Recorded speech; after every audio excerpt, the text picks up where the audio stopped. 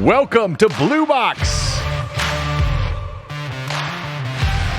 Special charity event with the executives of TaleSpire, their leaders, founders, and visionaries, developers extraordinaire, also joined by two of the most incredible TaleSpire developer customizing visionaries in the world. And then Dawn, who hosts the incredible housing site for all kinds of boards and slabs. Donna Tales Tavern with us today. It's going to be a great stream, and it is all for St. Jude's. Now, that's the fun hype part. Now I'm going to hit you with the real reason we're doing this. And everybody just strap up. This is the one and only of these I'll do today, but I just felt it was appropriate. And unfortunately, you're going to be seeing all of my players as we show this today, because this is the only monitor share I have. Little old Matthew, he's got a natural thing for wanting to play ball or sports or whatever. That little kid right there wants to do it all. So I told Matthew, when you get 4, we're going to get you in baseball. And unfortunately, that wasn't the case. In September of 2017, we thought he had a cold. So we took him to the doctor and took an x-ray. Unfortunately, they found a mass that covered 85% of his chest. His mass was so huge that it had collapsed his airway. I mean, it's just a shocker. They transferred him to St. Jude. We got diagnosed, leukemia, ALL. As fathers, we're protectors, and we want to protect each and every one of our kids. So to find out your kid has cancer, it's just a deep inside feeling that tears your stomach up. It's tough.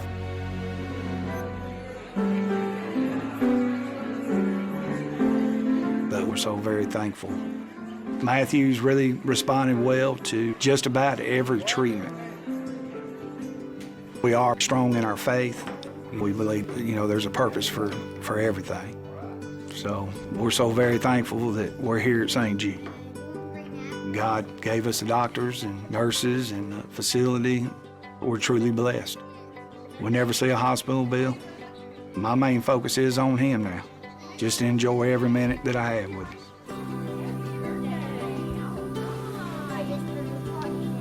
He's got many friends here at St. Jude. Everyone seems to know Matthew. He never meets a stranger. He always wants to stir up a conversation with each individual that he ever runs across. So, one of the nurses in the messing room started calling him the mayor. I'm Mayor of St. Jude. So you're out there shaking hands and kissing babies, right? No. Oh, you're not kissing babies? No. So why do people call you the mayor? Because I walk in and say, what's your name? What's your name? With that boy's personality, I'm going to tell you, he sets the woods on fire with anybody, so he enjoys that. Hey, Mr. Mayor. Yeah? Can you come out here, please? Yes. Happy birthday to you. We had a little surprise today, the A-Clinic team. They threw a surprise party. Because yesterday was my birthday. They threw confetti. Happy birthday, big boy.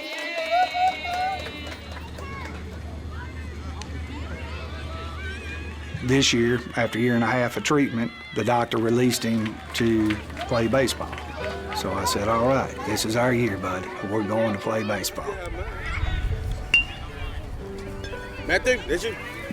He's doing real well, and he just loves it. Matthew will finish his treatment plan in June of 2020. We believe and hope that, this cancer never returns. I would say go away, cancer. Because we don't want it here. Matthew is an amazing boy. We're so blessed to have him as a child. We love that little boy with all of our heart.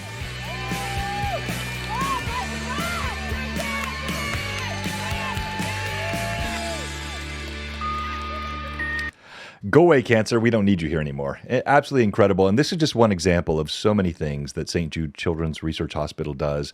They deal with all types of maladies and incredibly painful things that children endure. And honestly, I think it's one of the best charities that anyone could support.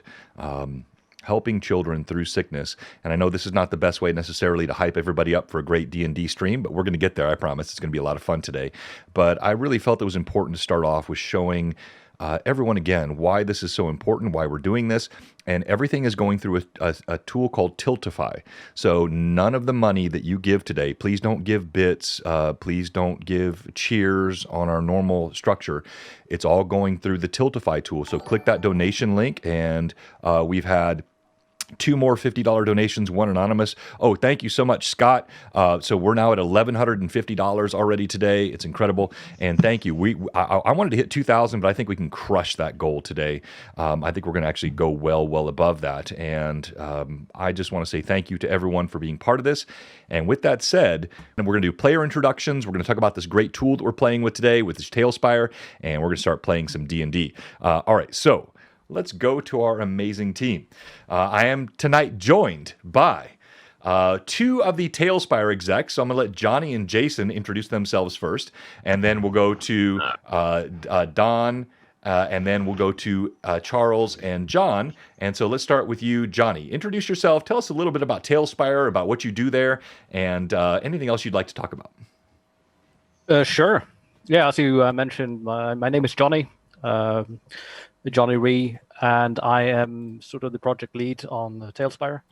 TaleSpire is a very visual way of playing your favorite tabletop role-playing games. And today I'll be playing Hubert Rocksocks, a Deep Gnome cleric. Well done. All right, let's go to you, Jay. Hey everybody, I'm Jay from Bouncy Rock, and what I do on TaleSpire is I mainly work on art, music, sound effects. I doing customer support and a little bit of design, and I am playing Locke Rocksocks, the brother of Hubert Rocksocks. I can't wait to see the interplay between the 2 brothers. That's fantastic. All right, let's go to you, Don. Yeah, I'm Don from Tales Tavern. Basically built a fan site for TaleSpire. Saw it before it came out and loved it, and just a place to share all the creations and a lot more to come. And I am playing Bobard Feebletor, also known as Bobby. And he is a dwarf barbarian and ready to drink and fight. Well done. And as we get ready to go to John Demongund, I do want to mention also that a couple of these players are coming from all over the world. So Johnny, you're in the Netherlands, correct? I'm in Norway. Norway, but, yes. Yes, So Norway. We're Americans. It all sounds the same. I'm sorry. So what time is it there for you? It is currently 21:11, so 9 p.m. 9 p.m. And approximately. They have been working tirelessly, not just on creating a fantastic tool, which TaleSpire is. You're going to see that today if you haven't seen it before, but you're going to see it in a different way on this stream. But also, they are doing a special early release pack for Blue Box Charity, and it includes miniatures from this group of PCs today. So we're still getting that pushed out. May happen during the stream today or may happen after the stream, but they have worked tirelessly and we're so thankful for that. And so if you see a bit of heavy eyelid from Johnny, just understand that he's on the other side of the world and working very, very hard. Similarly, Charles is in France, and he has been up all hours of the night and works on all kinds of fun stuff. And so let's go to John. You start us off. Tell us about you and give us all your socials as well, please. So I'm Demogund. I build stuff in TaleSpire. It hit, I think, last February for me, and my life hasn't really been the same. I've been building lots of Wizards of the Coast official stuff, recreating everything at the highest quality possible. My socials are, I think I have a Twitter. I think I'm doing the Twitter. So Twitter's Demongund, Instagram's Demongund, I'm lazy, so I haven't done the Facebook thing yet. But I'm on Twitch, also at Demon Gun. I have two YouTube channels. One that's for like the family-friendly, safe for work stuff, which is like VTT Journey, Virtual Tabletop Journey, where my guides and stuff are. And then there's like my not safe for work stream VODs, which is just Demon Gunned at YouTube. Yeah, it's pretty much, that's me. Nicely done. And also a really good guy. Sorry, I'm playing Romrus the Exiled. He's a tiefling bard, tiefling glamour bard. And you should be able to see him on the D&D Beyond extension on the left side of your screen if you hover over that. And let's go to Charles. Oh, I think it's my time. Well, okay, all right. So hello everyone, I'm Istallri. You know me probably through my YouTube channels. I create builds on TaleSpire. It has been a year since my first build, just a bit more than that, and since then it has been a blast. I'm just loving the tools, and seems that people are enjoying what I do, and it's just a pleasure to share it with the community and to be there tonight. Actually, it's a real pleasure to be here again, guys, with all these great peoples and with you on the chat.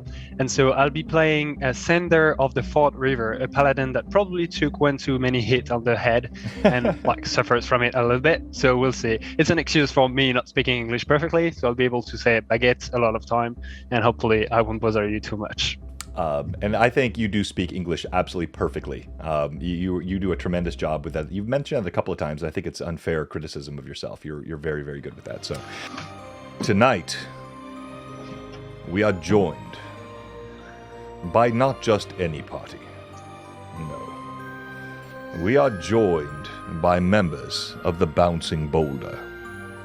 And I want each of these players to be aware that before I begin, if you can guess, there are 2 Easter eggs in this initial description, and one of them I've already given away. It's pretty obvious, the bouncing boulder, bounding boulder rather, bouncy rock. But there's another one in here. Any player that can get it will get an additional magic item to start off the stream today. All right. Your party has been adventuring now for the better part of 2 years. Originally uniting in the city of Crocolep, which is a rough and tumble area in the southern part of the Flanness continent, which is all Greyhawk based. You've managed to carve out a meager existence, slightly increasing in fortune as you've gone, by eluding the slavers which populate this area significantly. Slavers all around the southern part of the continent here. Additionally, you've managed to elude common bandits, which are replete throughout all these hills. The Scarlet Brotherhood also plagues this area. Gnolls, goblins, and all other manner of humanoids also can be found here. And your party has managed to a bit of crook and a bit of hook. You have gained coin, reputation, power, gold, and you have actually done quite well for yourselves, gained a bit of renown through the process. Now, to be candid, the party of 5 now was once a party of 6. You lost one of your initial members. The Havling scout named Tudim perished on one of your early adventures in the first few months of the formation of the party, when ambushing goblins pushed a boulder down the hill and crushed him unceremoniously flat, splaying his innards across the ground. Thus was the company of the Bounding Boulder born. This is where the name came from. And so Tudim lives on in your memory. Your most recent adventure was a somewhat qualified success, and you escorted the daughter of a wealthy merchant from the city of Crocolep through a dangerous trek through bandit lands, ferrying the to-be bride, to her betrothed. While you did manage to dispatch a few bandits upon the way, it was the bride-to-be, Jilly, which was the real enemy of the party. She preened, she primped, threatened, and absolutely wheedled and prated along every mile of the journey. to the point at which even the noble members of the Company of the Bounding Boulder are contemplating killing her and dumping her body on the side of the road. Now, clearly, a noble group such as yourself would never have done such a thing, but it did cross your minds, and even some covert conversations. It came up. It was many of you, including the Paladin Sanda, who ultimately decided it was more important to deliver her and not only seek the coin, but also to maintain your dignity and glory. You are now 2 days removed from delivering your somewhat obnoxious cargo, and neither road nor weather have been kind. After a brief and oft-disrupted argument, as Sanda constantly interjected with somewhat inane and incoherent ramblings, you were lured to the south by the promise of coin and perhaps a bit of distance from the questionable actions of the bard, Ramris, who had some indiscretions with a nobleman's wife and the city of Kroklap. And so you came south, you sallied forth, and now, it is on this dismal night, 2 days from having delivered Jilly, and you, as the party, weary, worn, doing your best to endure the elements, you head along a coast. As you follow this coast, along the south part of Thaness, you also sense there is a mounting disturbance. Something just does not feel right to you. And as you go, the rain has been incessant. It has deluged you and swarmed you at every step of the way as you've headed on this southern trek. As you move along the coast, it is now night. It is fall here in the Flaness. There is a, not frigid, but chill autumn wind that blows. And you sludge your footsteps on the muddy road. Party, what are you saying to one another? What do you see as you head on this road? Okay. Well, I'll say, I'll never get used to this rain in the overworld, but it's a lot safer than what I used to deal with in the underworld. When you got rained on in the underworld, it was either roper piss or some saliva from a beast that wants to eat you, so, this isn't so bad, I guess. Well, no, it is not. It's not so bad. I got pissed on once, but it was not that good either. Oh, I've had enough. Terrible. I wring my beard out. Just tired of the rain, and I don't mind the cold, but the water is just enough. It just ruins my perfect dwarven beard. I'll pull my hood kind of over the front of my head and just shiver. Where's the closest piss and rain? Get somewhere dry. Yeah. That's true, man. My clothes are soaked and my throat is dry. How do we remedy this? Must be a place in town we can get some warmth and something to drink. Food for our bellies. Sounds good to me. As in a rush as I am, I have a bad feeling about this place. Keep our eyes and ears open. All right. If there is more water, it's probably not a good place either. Just some beer would be good, but it's not raining beer. All right, and fans at home, don't adjust your screens. I will mimic the environment, so I've gone to a night mode here on my camera. As you trudge along this bleak coastline, chilled to the bone by this incessant and unforgiving rain, at last you see ahead glowing amber lights of a town that seem to float atop black ocean water, as though the town itself is suspended over the ocean. As you trudge closer, it's a small island. There is a village that resolves atop it, through the fog, through the rain, connected to the coastline by an ancient bridge of crumbling gray stone. Weary, worn, and soaked to the bone by the bounding boulder, approaches the bridge, seeking warmth and sustenance in the town beyond. That looks pretty welcoming. I think we should maybe go there. That's that or more rain. And I think I'm not for more rain. More rain, we had enough of that. Yeah. And I pull Hubert to me. I said, "Brother, a word, please." Well, certainly. I still think we should have done something with that wingless harpy. She had more value around her neck than our next 20 jobs combined. But please, assure me that we're doing the right thing. Well, regardless of whether or not we're doing the right thing, it's past tense now, so let's just carry on. Let's find a place to stay, potentially, find some worth, find something to drink. Okay. All right. Well, I've always said you are our mother's son, but I still hear whispers from father now and then, and hopefully we can resolve that together. All right, onward. All right, so 2 points. And, I know. There were 2 things to do in Kirkerplop.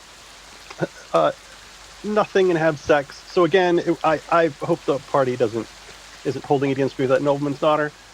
But can you please not mention that when we get to this place? You like to drink. I like to do other things. So if you could not, don't cramp my style, friends. It's been a long time. Well, aren't we the party of the jumping boulder? We'll keep our oath and be valiant knights. Or is it jumping boulder? Bounding boulder. Alliteration. Bounding, bouncy. There was a boulder, right? Yeah, the bounding boulder. I can understand, Sanders. It's been 2 years. It can be hard. It can be hard to remember after that long. 2 years? Damn. Do I know you already? Hey, listen, man. I'm the ultimate wingman. All right, I am the equivalent of a small dog, a small puppy for you. So you can. And I'm also there. Yeah, 2 puppies. You can parade us around, feed us drinks, and we'll make sure the action is aplenty. You do what you want, but just try to stay out of trouble. I wouldn't dream of getting in trouble. Am I having vision? Those 2 dogs said they were talking. I think I'm going mad finally. I'm probably mad. I love it, and I'm still struggling with wingless harpy. That was epic, my friend. All right, you move toward the bridge. As you approach the city, the town, better said, there are lanterns that gutter in the fall wind, and shadows that dance ominously across the bridge. And for the first time tonight, we are going to reveal the incredible tool. The 5 of you, as you move across the bridge, rivulets of water pour through the cobbles, and it's easy to see this is ancient masonry and architecture. This is nothing new. In fact, the town beyond doesn't seem to be consistent with what you're seeing here. Does the architecture look dwarven made or anything that would strike familiarity? Yeah, very good question. So go ahead and, Jay, I want you to roll a d20, please. And I have all of your skills here. So sometimes I'll tell you guys what you're rolling for. Other times I will keep it quiet because I may not want you to know if you failed or succeeded. But I have all of your skills here. What's your roll? That's a 17. It is clear to you that this is architecture not of dwarves, but of an ancient civilization. Human hands, you can see there's some crudeness to the structure that would never have been done by one of your kind, and yet still much greater than what is seen by most modern human construction. You gauge this stone, looking at it, with your skill, at least 1,000 years old. Okay. And the town beyond is obviously less than 1,000 years old. From what you can see here, yes. From what I can see, okay.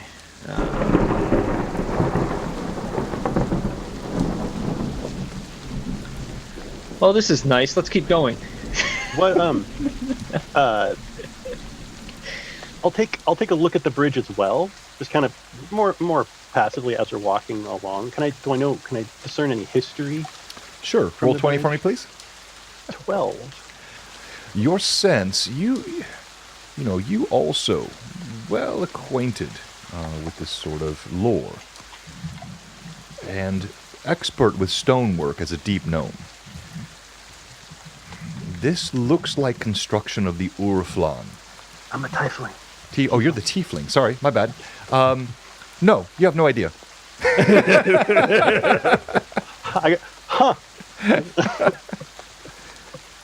I just keep walking. Nothing interesting.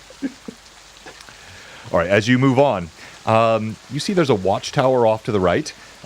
It kind of juts up into the sky. It's a crumbling tower, again, with its age, and it is standing vigil for some civilization clearly now long lost. You see beyond the bridge, there's a surprisingly inviting-looking town perched atop what appears to be a rocky island. It juts from shallow ocean water here, and there are stones crunching beneath your feet. As we traverse, I'm kind of, the town appears quite quaint. As I'm like stepping around one of these holes that goes, 100 feet or how far is it down to the water? Well, it's not far. It's like 10 feet. Yeah, it's like 20 feet in some spots, 40 feet in others. Yeah. I step kind of daintily around these holes, trying to not sink in my armor. You'll look down the holes as he goes as well. That's a big hole for him, so. Nice.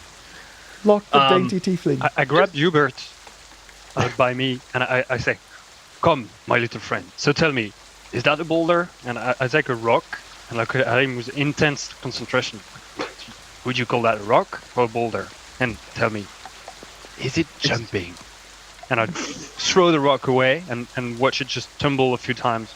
I watch him with intense concentration, probably a bit not really focusing on what's happening right now, but really focusing on the rock. Okay. That kind of... My guy starts to sing the Ballad of Tudum. As he does that, I don't know, he sings a song about Tudum and him being crushed by the rock and how we'll get our revenge. Let's see. Hubert hums along. Yeah. Let's see. Oh God. Oh Tudum, it's you we adore. Oh Tudum, now you're one with the floor. We'll find the goblin who loose that big rock. We'll break all his toes and cut off his. And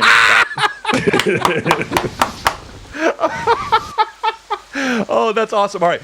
So you move forward, and you see, again, that overhang right there up ahead. I'm trying to find myself some ale. Yeah, I'm gonna do just a general kind of like investigation and search as I go along, just to see if I can find anything of value. I'm just looking at the ground, kind of, inspired by this architecture and thinking like, wow, I wonder if there's anything else laying around here that could be of value that somebody may have, maybe half buried in the rubble, etc. Roll a d20, please. Alrighty. Okay. Okay, I've got your bonuses here. No, Get them all out now. Get them all out now. Shake off the bad rolls. Yeah, right. Just further confirmation of what you've already seen.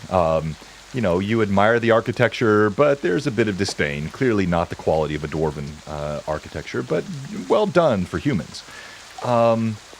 I will tell you that there are elements of this, even with your 4, based on your stone cunning and your skill. There appear to be some ceremonial elements to the way this is constructed. Interesting. Ceremonial elements, you say? Mm-hmm. All right. Wow. Like this must have been connected to... religious in some way, perhaps. Right. Huh. Okay. I'm gonna keep going. Maybe he'll take out his hammer and pound on the ground. And this would have been better. If my people had built this, it would have stood the time a little better. But can I tell if the ruins here is just from age or from a war? Anything like that? Can I tell that? Yeah, good question. I mean, it looks to you definitely age. Weather, clearly the weather here along the coast is quite significant. But as you look closer, it's not hard to see.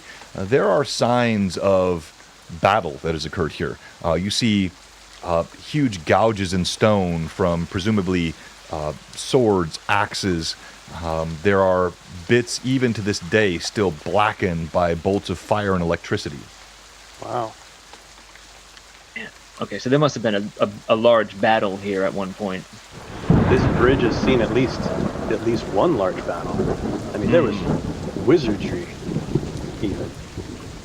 A wizard battle. What? Dude. Yay. All right.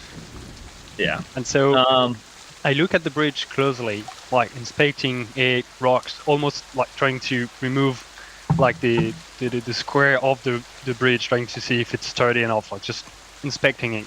And like at one point I stop, like intense concentration.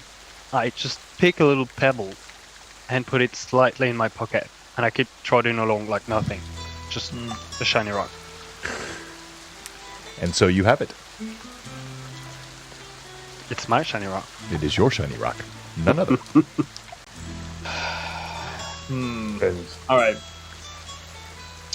I'll do, you know what? I'm going to hang back while these guys kind of go forward. Pull the hood over my head as they head into town, kind of try to be nondescript. I'm not sure how they treat anything from the depths below. Interesting. You see no guards. You see no one standing vigil anywhere. The lanterns do glow. There is fire in the lamp, but there is no sign of any guard or any sort of vigil happening. So, do we have torches ourselves or lights or something? Yeah, sure you can. Absolutely. Mm-hmm. Okay, so while we enter the town, I swear over my torch, like I swing it like really above my head, and I say hello really loudly, like to no concern at all, to like discretion of stealth. Hello. It kind of echoes across the walls. I cast thaumaturgy on him to make Saunders' voice like we cascade out into the ocean even. Your voice booms, hello, as it booms across the town. You do see, as I described a moment ago, this shop to your upper right area looks shuttered and closed. But you do see there is an inn up ahead, and a window opens up, and you see what looks like a fairly substantially jowled woman leans out of the window. Shut your trap! It's late at night, don't you know it? So I answer, hello! Again, like really loudly to non-concern at all. We're just looking for a beer! Can we come in? And then I like just lean back to my friends, forgetting that I still have the voice spell on me, and I'm like, do you think she hears me? Do you think she hears me? I think she heard you just fine. Let's hope they don't lock the doors. Yeah, probably. Shut your bleeding trap! Thump! She slams the window closed. Damn. Okay. If you cost me my beer. Do you think this is gonna last for long? I can't hear myself. I dispel it. Thank you. Far better. Yeah, she must be the guard. All right. Closest thing you've seen to this point, anyway. All right. So as you move along, you pass again under these archways, this ancient stone. There is a sense of both awe and ominousness as the wind continues to whistle through and the rain deluges you, and you look at the town above, and warm light and music spills out from the doors of the tavern, the windows of the tavern ahead. But the shop to your right is clearly shuttered and closed, and I'm going to have... let's have lock. Is there a light inside? No. So that is the shop to the right is dark. And go ahead and make a roll d20 for me, please. And we're gonna have you lock.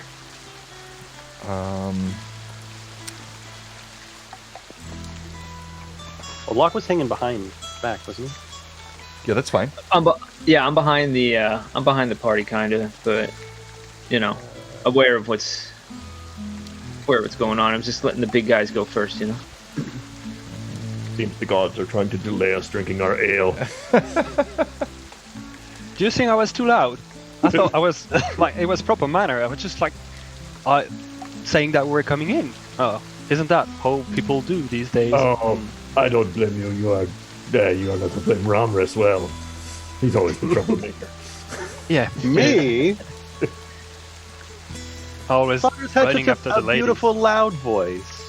And just look. This tavern with the music spilling out of it is just fine. We'll find some friends there. That old lady, she's just an old hag. Don't mind her. Probably should Another like my wingless shiny harpy. rock. I'm sure the tavern keeper would love to know that some adventurers have come to town with our coin. Oh, absolutely. Almost there. As long as the tap is flowing. All right. So as you come up the stairs again, had you making that check, and what was the roll? On looking at the, I had you doing it, Ramris, as the bard. I thought you said D20. Locke. Yeah, I meant right. Oh, you did, because it was my... Exactly. Oh, yeah. I was mixed up. What am I rolling? This is a straight D20? Straight D20. I've got your modifiers here. 16. A 16. Okay, yes. So you can tell with some of your arcane skill as a bard that this is, there are some sigils above the door. This is a magic shop of some kind, but it is closed down for the evening. Doors and windows shuttered against the night rain, and also protecting the wares within. Just for everybody's reference, that was an arcane shop back there for all of your arcane needs. Oh, I do not need that.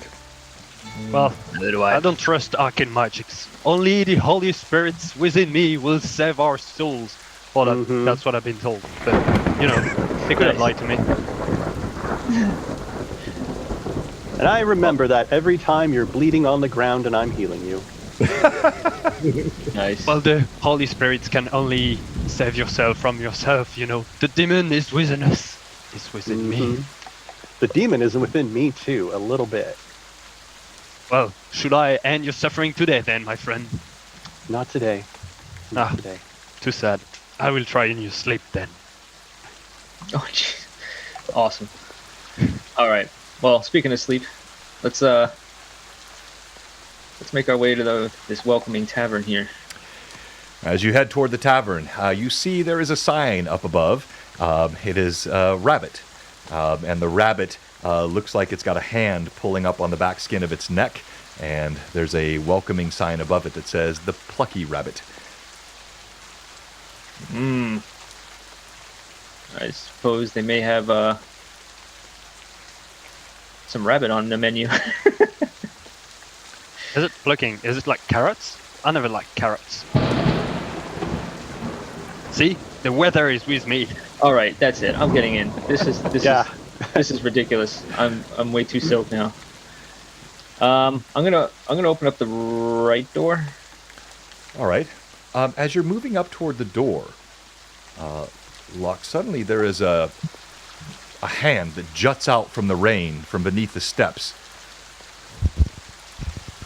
Whoa. Alms for the poor! Alms for the poor! Welcome to the town of Alta. A bit of coin for one down on his luck. Well, Sander, give him the rock. Of course. Here is my brave man, my most precious possession. I would give you my life, but I cannot, so I must give you my shiny rock. And with two hands, I reach into my pockets and give him the shiny little pebble. All right. Sorry, go ahead. You put the pebble in his hand. Sorry, you were going to say something else? No, that's all. I have an extra. I'm gonna say, yeah. teach a man to fish, and I'm gonna give him one of my daggers.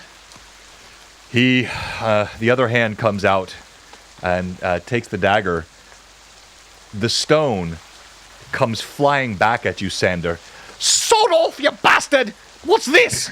And it strikes you, and he takes the dagger from Locke and clutches it to himself. Altar's not welcoming to those that mock the poor. Ha! You are such a fool. Throwing rocks at Sanders, a man of my own heart. Here, and and I'm gonna give him. I'll give him like 5 gold. And Nice. when I put it in their hand, I'm gonna when they reach it, I'm gonna grab their hand and kind of hold on to it. And I'm gonna say, but there is a price. I would like to talk. Talk about Just what? for a moment. Talk about what? You see, his eyes are wide. He knows the coins that are in his hand. But as you're holding his hand, he's kind of trembling, but clearly not strong enough to pull away from you. I'm feeling a little unsettled about this place. It's a beautiful village with the coastal breeze and the view, but there's something not quite right. Can you tell me something about this place? That's all I ask. And I'll let go of his hand. He keeps the coin. He looks around furtively. Just watch your back. Not all is as it seems here. I can't say more, for no one says anything to a beggar. But I've seen things. You should be careful. I'll say, what kind of things have you seen? And I'll give him 2 gold. Let's see. The richest beggar in all the world. All right, go ahead and make a roll diplomacy for me, please. Okay. Loke. Can I assist him? Yeah, absolutely you can. As a bard, of course you can. All right. Oh, 18. Is diplomacy a skill? Yes. Yes. I see. Oh, I'm sorry. I'm persuasion. It'd be called persuasion. Yeah. So I go between editions. Yeah, it's a 3.5 diplomacy. Persuasion is what you want. Just roll. Yeah. But John, I don't know that I help. Okay. What was your roll, Luck? Mine was 18. So Rammer starts speaking, and I just kind of put my hand out. Instinctively, like a muscle response. Yeah, exactly. Yeah, exactly. Baseball me. Reflex. So you push a staying hand upon Ramrus, and the beggar, beady eyes peer out in the night as he clutches the coin.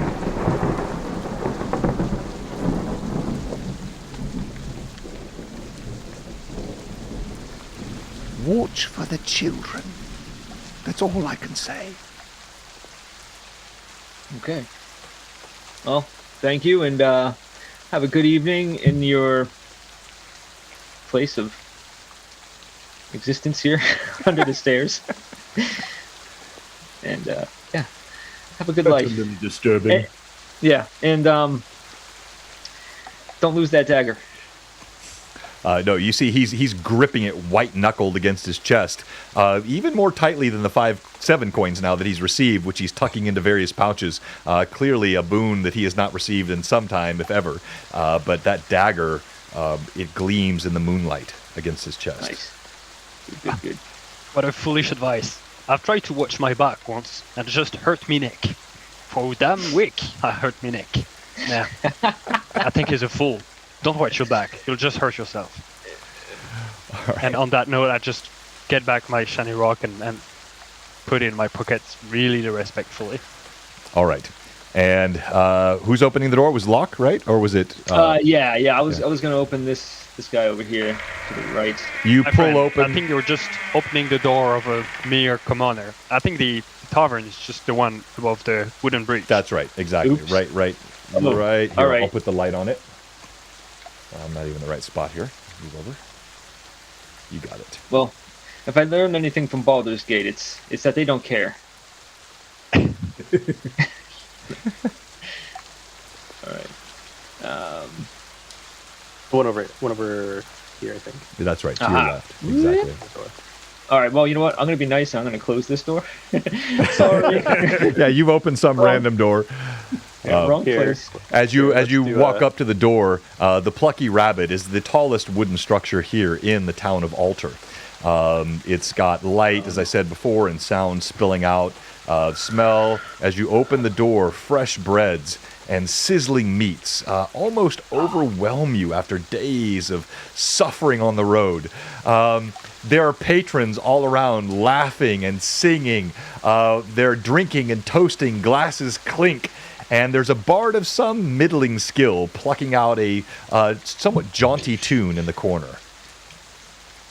Nah, Ramus, take care of that guy, will you? As Bobby comes in, you hear like the loud rumbling, and oh, sorry, my stomach's a bit hungry. And I'm following Ramirez, and I'm trying to closely look at his back, so much so that I almost like fumble into the tavern. Thunk, thunk, kind of bouncing into the tavern. You see several people looking up all around you. As you walk in, you see there are several patrons sitting around of different ages, mostly humans, a couple of dwarves. You don't see any gnomes, you don't see any elves. There's a good number of women in the tavern as well. A hefty innkeeper sits behind the bar. As he's polishing, he looks up at your rain-soaked bodies as you walk in, and he smiles. Welcome, welcome, friends, to the Plucky Rabbit. Thank you. Is there a table that we can occupy here? We'd like to just, fill our bellies and wet our throats here. Yeah, he makes a motion. There is indeed a table sort of right in the center of the tavern, very easy to access. It's open right in front of the bar. And as he makes that motion, you see several of the other folks of the town. They look over at you, some suspiciously, some smile. Let me have everyone make a D20 roll for me. And just give me your raw roll, please. 15. 19. I'm seeing them up on the screen. Thank you. 6. So that had... There we go. The 19 again was... Hubert. Hubert, you note something catches your eye. At first, it's something you don't take much note of, but then, as you look around, you note there are, of a crowd of 25 or 30 people in this inn, there are 5 pregnant women. Heavy with child, an unusually large number. But there is definitely celebration and toasting and cheering as you walk in, and there is a sense of revelry here in the Plucky Rabbit. Okay, so I think back about what the beggar was saying about watch the children. And then look around to see the innkeeper or the tavern keep, and walk over. Hi, you're new here, yeah? Yes, we came into town very recently, and see that there's quite a lot of people here. We're wondering what was going on. Just a typical night here at the Plucky Rabbit. We don't get many strangers here, though. Are you... he keeps clearing his throat. Are you from this area? Have you been here before? I don't recognize you. Okay, can I just do like an insight? Yes, you can. Please make your insight check. You're not sure why, but he does appear to be somewhat nervous. All right, so so Hubert ignores the what he was saying and just how about some drinks for me and my party? Yes, my friend, pour some ale. Here is payment, and I give him the shiny rock. Along with the shiny rock, I also put down some estimated cost in coin. All right. I look at the coin and I like scuffle, like you want to pay with coins? You fool! No. What they're saying, Saunders, what they're trying to say is that your stone is worth far too much. You couldn't possibly take it. Here, let us play with this measly metal. and Oh, my good slice friend, some gold out. always there to guide me in the light of my lord. And I take back the shiny stone, like quite quickly, like, oh shit, someone could steal it from me. And I'll push it even deeper in my pockets.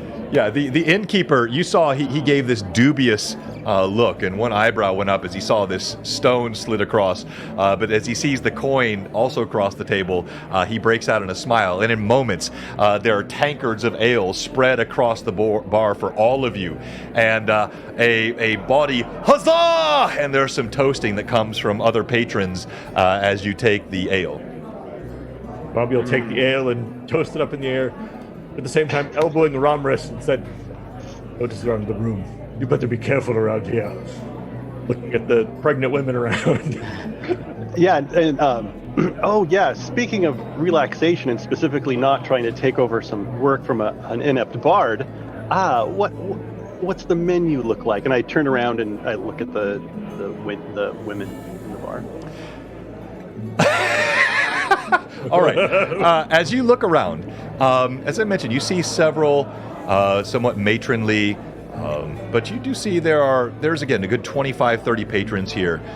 There is a dwarf that's sitting next to the bar, not too far away from Locke, and he looks over and kind of starts swaggering toward him. But there is also, you see, a very attractive young lady with chestnut-colored hair wearing a deep auburn dress, and she's got a braid, short cropped hair in the front with a braid down the side. And as she's walking, you actually catch her eye, and she gives you a smile. And how many women here were pregnant? Did you say 5?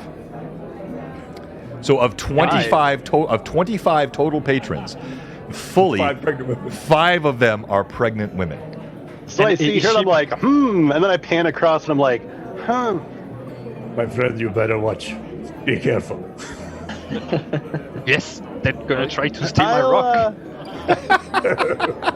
I'll watch myself. I don't see any armed guards around. No, you see no armed guards. I'll start to saunter towards the lady with auburn hair. Okay. I'm sorry, you started sauntering toward the lady that caught your eye? Yes. Okay. Yes. All right. What's everyone else doing as he's doing this? And I'll just kind of start chit-chat. Bobby, seeing the other dwarf, will, sort of meander his way over there.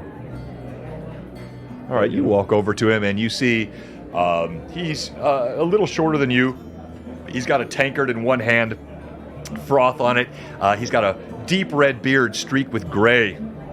And he's got a battle axe hip to his side. As he looks over at you, it takes a lot for a dwarf, but you can tell he's pretty well inebriated. And as his eyes meet yours, "Whore, I don't see many of your kind here. Good to see you, brother. Are there 2 of you?" Oh, no, but I will hope to get to a same place as you, so hopefully I can find more of my friends here. Let us drink. I have enough of these ales, and you'll find many of your friends here. It's glad to see another real man around. There are so many of the lasses and the little weakling human. Oh, he kind of catches himself. The pale skins, I mean, they're so small and so weak and so tiny. Yes, they really barely a person. I mean, it's fine. You need real women around. No, Pat, the battle axe is not with child. Good question. Nice. All right, as you walk over, Romris, the young lady stops, and she blushes. Why, hello. I'm Romris the Exile. What's your name? Romris? Why are you exiled? I have something of a curse where every time I say my name, I have to say the entire thing, and I'd rather not actually get into why I'm exiled. It's just the thing I have to say. She looks befuddled, like she clearly. I'm an adventurer. Go ahead and roll persuasion, please. Okay. 12. 12. Do I have an advantage? have one from the chat? Actually, yeah. So Evelyn, can you tell us who has advantages? I didn't. If she posted it earlier, she probably did. She's so good at that. I missed it. So 16 was your total? Is that right? Was it 12? 16? I re-rolled with advantage and I got a 21. Oh, so you did have advantage. I had 3 and I burned. Okay, gotcha. All right, so you guys have to keep track of your own advantages, please. So with the 21, she bats her eyelashes, which I will not overdo because it doesn't look good when I do it. She says, Adventuring sounds so dangerous, and you're so handsome and so exotic. Why, thank you. Well, you are quite a fanciful woman yourself. So I'm curious. I see an awful lot of pregnant women here. Is this normal in this town? Are you particularly fertile or something? Sorry. She seems befuddled. She seems befuddled at first when you say this. The word pregnant, don't sell myself short. Thank you, Lee. She looks befuddled at first when you say the word pregnant, and then you say fertile, and you see a dawning in her eyes. You mean with child? Well, yes.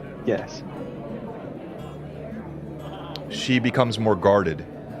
You see, there's just many women here with child, and she looks around. I know small towns that would be very proud to say that they have particularly fertile women. Farming villages. I just curious. I did not mean to offend. And I mean, and if our relationship goes any further, I mean, this is pertinent information to me. No, not because it's raining all the time, Gigas. I do interact with my chat, guys. Sorry, I love the chat, and I like to interact. Because it's raining all the time? Is that what yeah, exactly. That's why it's fertile. Yeah, exactly. They got nothing else to do, so... Yeah, nice. You see, she again, even as you keep talking, she grows more and more guarded.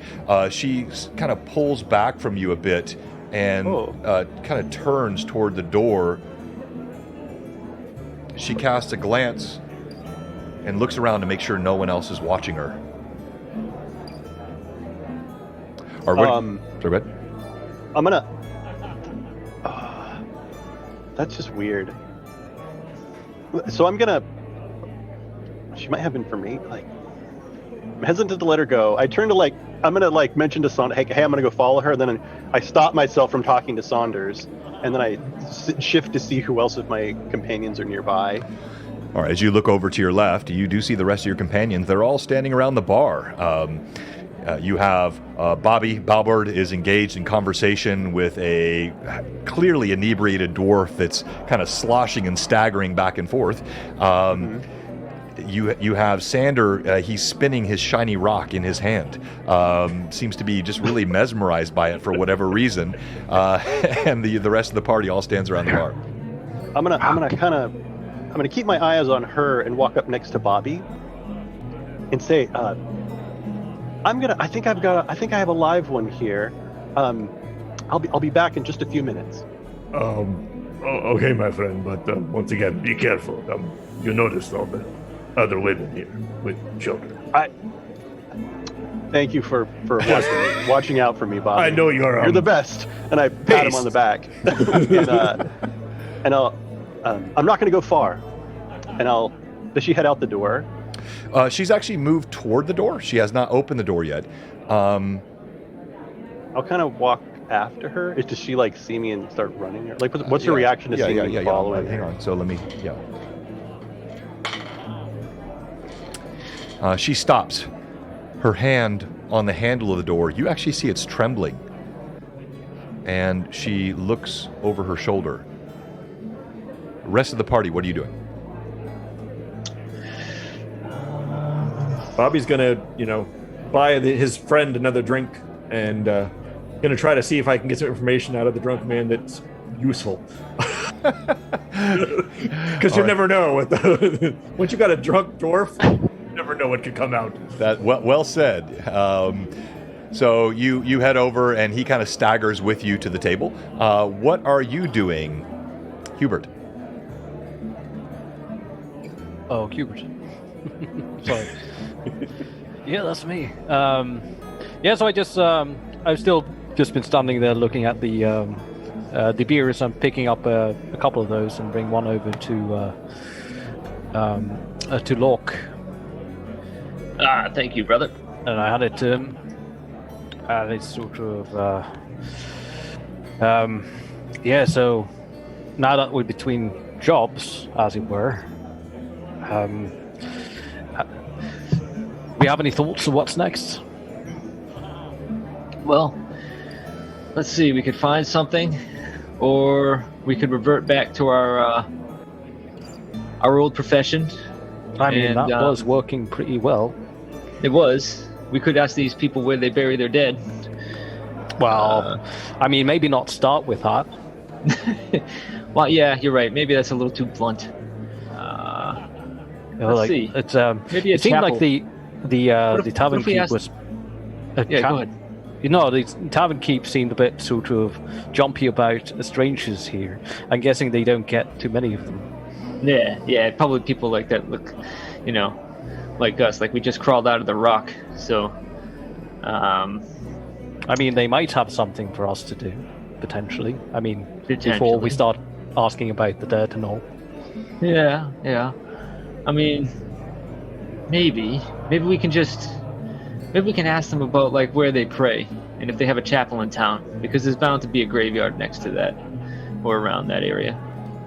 Fair point. But maybe we could ask them if they have anything that they need doing, odd jobs, etc. Now you seem to be have already stricken up a conversation with him, and he's the one who gave you beer, so I can hang back. But if you want me to come to the bar with you, I can do that. Yeah, well, he maybe we should try. I don't know, like a good guy, bad guy type of routine. Like I'm obviously the bad guy. You want to be the bad guy? Okay. All right. This time? All right. I'll be the good guy. Now, who goes first? Well, no, you can go first. That's fine. All right. I'll walk up to the bartender.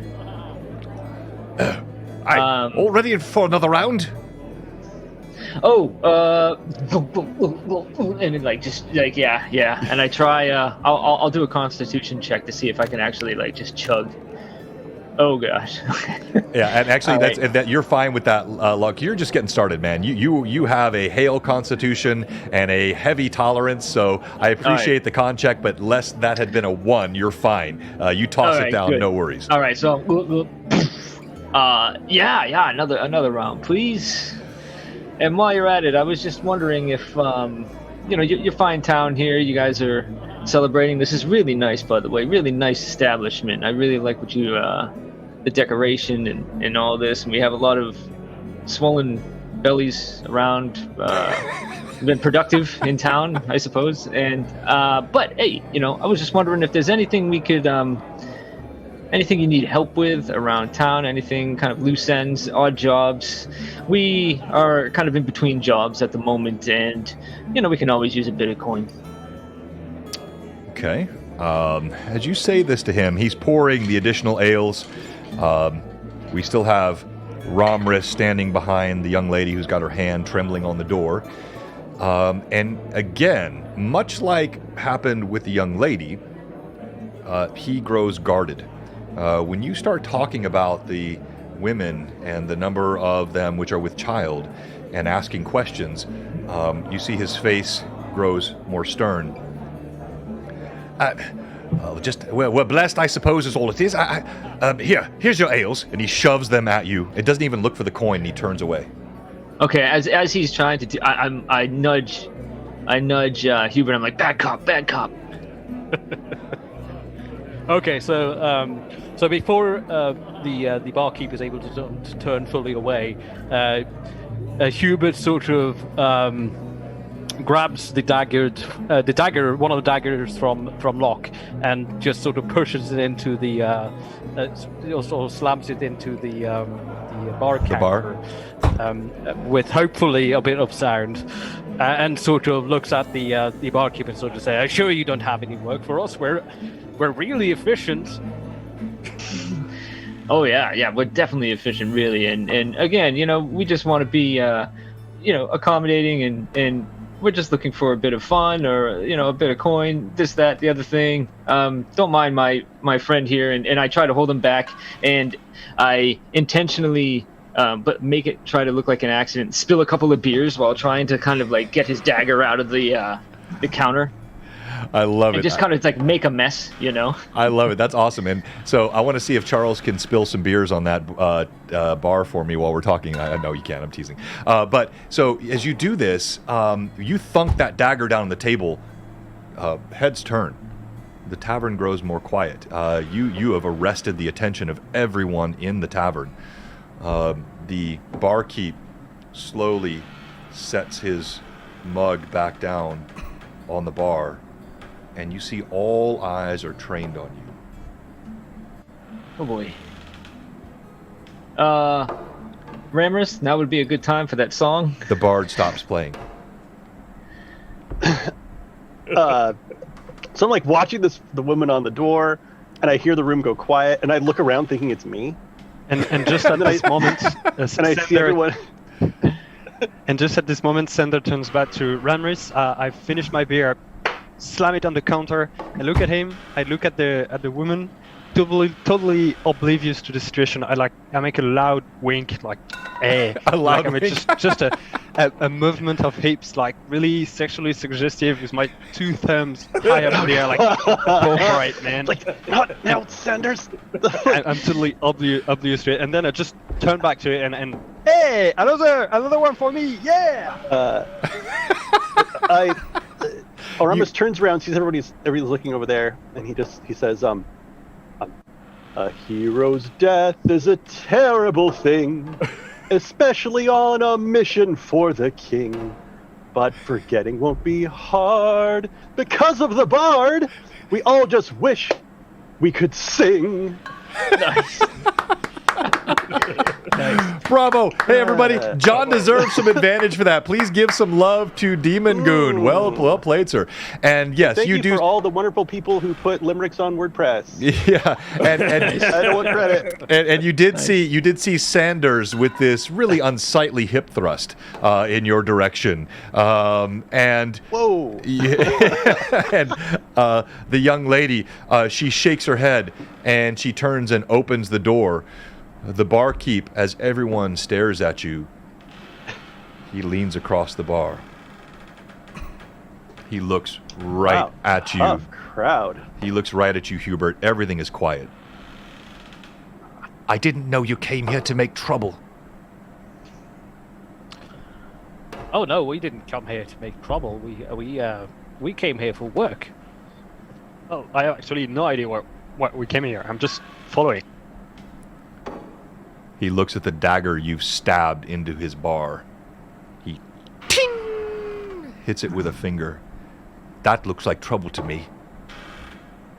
Oh, it might just be a custom thing, potentially, Yeah, like from where we're from, yeah, we like little, notches and holes, and in fact, I mean, is that not normal here? Yeah, right. He was just trying to carve the up. evening, right? Right, exactly. He was just making a nice little carving in your. I mean, he's a great artist. He's a dagger artist. All right, Johnny, go ahead. One of the best. Johnny, go ahead and make a persuasion check for me, please. That I can do. Let's see. And I push him by the elbow and like, Hubert, do you want my longsword? I can shove my longsword in that too if you want. It's gonna make more than a dent though. Yeah. I got a feeling my deal is going to be short-lived. He steps back. This is good. I sent you mock me, friend. I've been nothing but kind to you. I've given you ale. I've welcomed you here. There is you could hear a cricket. You could hear a pin drop in this tavern now. Everything is silent. And he steps back by the fireplace. Now, don't be hasty, don't be hasty, don't be hasty. Why again are we stabbing knives into the table? Oh, it's just a customs thing. Sorry about that, and just like he said. It's not a custom. He's mocking me. I know customs. There's no custom in this part of the Flyness. No. Let me buy a round for the house. This is just a misunderstanding. I say, you know what? Our bad, our mistake. We really didn't mean to upset. Hubert, come with me. Let's cool. Let's see if we can just kind of like change this situation here right now and cool this tavern down a bit. And him and I will kind of exit and go back to. If you want to join me, Hubert, go back to the stairwell. And I'm gonna go underneath the stairwell this time. If I can find a way underneath where the beggar was. Where the beggar was. I want to go and I just kind of see if we can go underneath that stairwell. Essentially, leave the tavern and we'll say, hey, what our mistake, our bad, and kind of back out. Hey, and next time you be the bad one. Yeah, that was a little too bad, man. I mean, yeesh. Got a little carried away there, but that's all right. I'll be the bad next time. All right. And all right. So you headed out. Locke, who went with you? Hubert and Locke are out. All right. The two gnome brothers. The gnome brothers are head outside. And then what do we have? Romris and Sanders and Bauber doing? Bobby's going to buy a round to the house. Come up to the bar and slam down some coin. And go ahead and make your persuasion roll, please, Bobby. Okay. After the epic fail by Johnny. Hey, I support him by waving my hand, visibly drunk with just one beer. So, Romris is going to. I apologize. I apologize for my companions. Here, let me make it up to you. And I go and I take the stage. We're gonna do the thing. All right. There's kind of a bit of chatter among the crowd as you walk up to the stage. You see Bobby. He's offering ales. They start to be distributed among the tavern folks. They're still quiet. There's a bit of, as I said, hushed whisper back and forth as Romris moves to the stage. So I'm going to perform for about a minute or so, and I found this one here. I'm trying to I'm trying to inspire these people. Like they're afraid of something. They're in a small town, and so I'll just here is a story of Guilfoyle, the young dragonborn. Guilfoyle was a young dragonborn man who grew up far away from his clan. He threw a rock at a wall, and down did it fall, and from the city he was then crowned. And I'm going to use my enthralling performance ability. And once per short rest, I can choose 3 creatures who watched and listened to you perform for 1 minute. They need to make a DC 14 Wiz save or be charmed. And I'm going to charm the barkeep. I'm going to charm, what's her name, that was trying to leave us, unless she's gone now. Okay. And anybody, and probably just those 2. DC 14, okay. DC 14. All right. As you do this... I'm really hoping to turn the... Yeah, the so as you do this, it's as though a spell has been cast. Suddenly, and in fact, it's disconcerting to you how quickly the patrons changed from one tone to another in an almost manic display of revelry. Everything gets loud again inside the tavern. They start sloshing drinks. The barkeep seems to be quite happy with what's happened, and it's as though what just occurred had not happened at all. And then suddenly everything is loud again, and in fact, it's very odd. Now I'm amazing. The one exception, the woman that you'd been talking to. She turns and she opens the door and walks out. But as she moves up what look like stairs behind the doors, you see she looks over her shoulder and she surreptitiously beckons you. Thank you. Be kind to your barkeep and each other. And I head to follow her.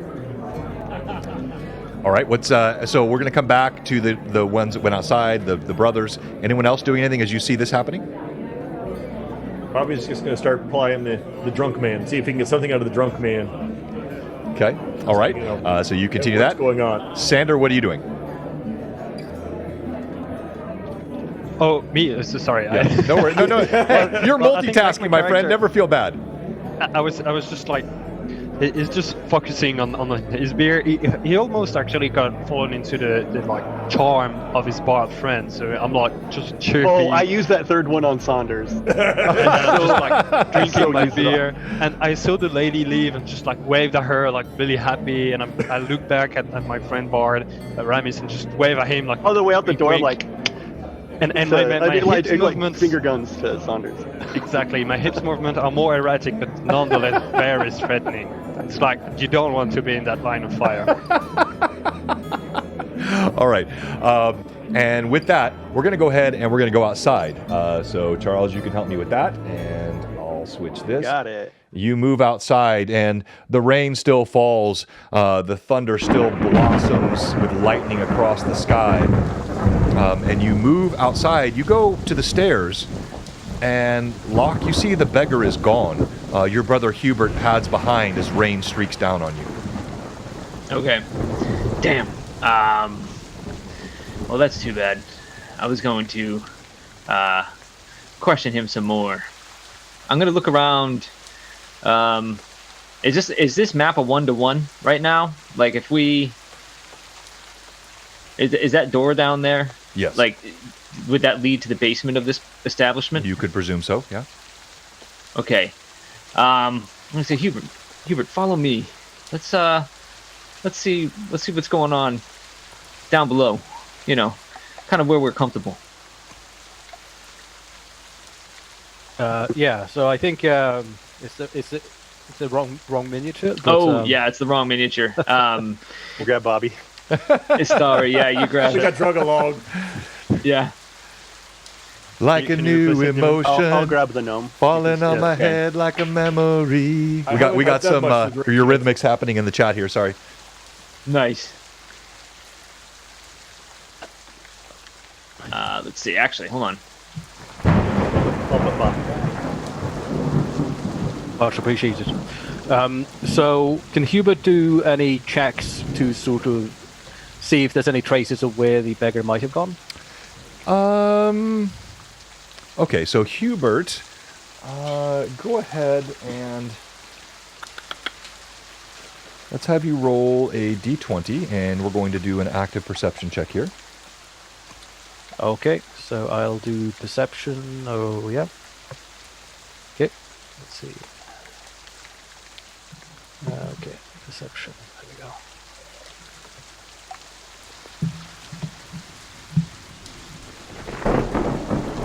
That is a 14. No, you cannot see anything. The water is really drenching the stones. All traces of path and movement have been washed away. Rivulets have even carried small bits of stone off. But you do see something.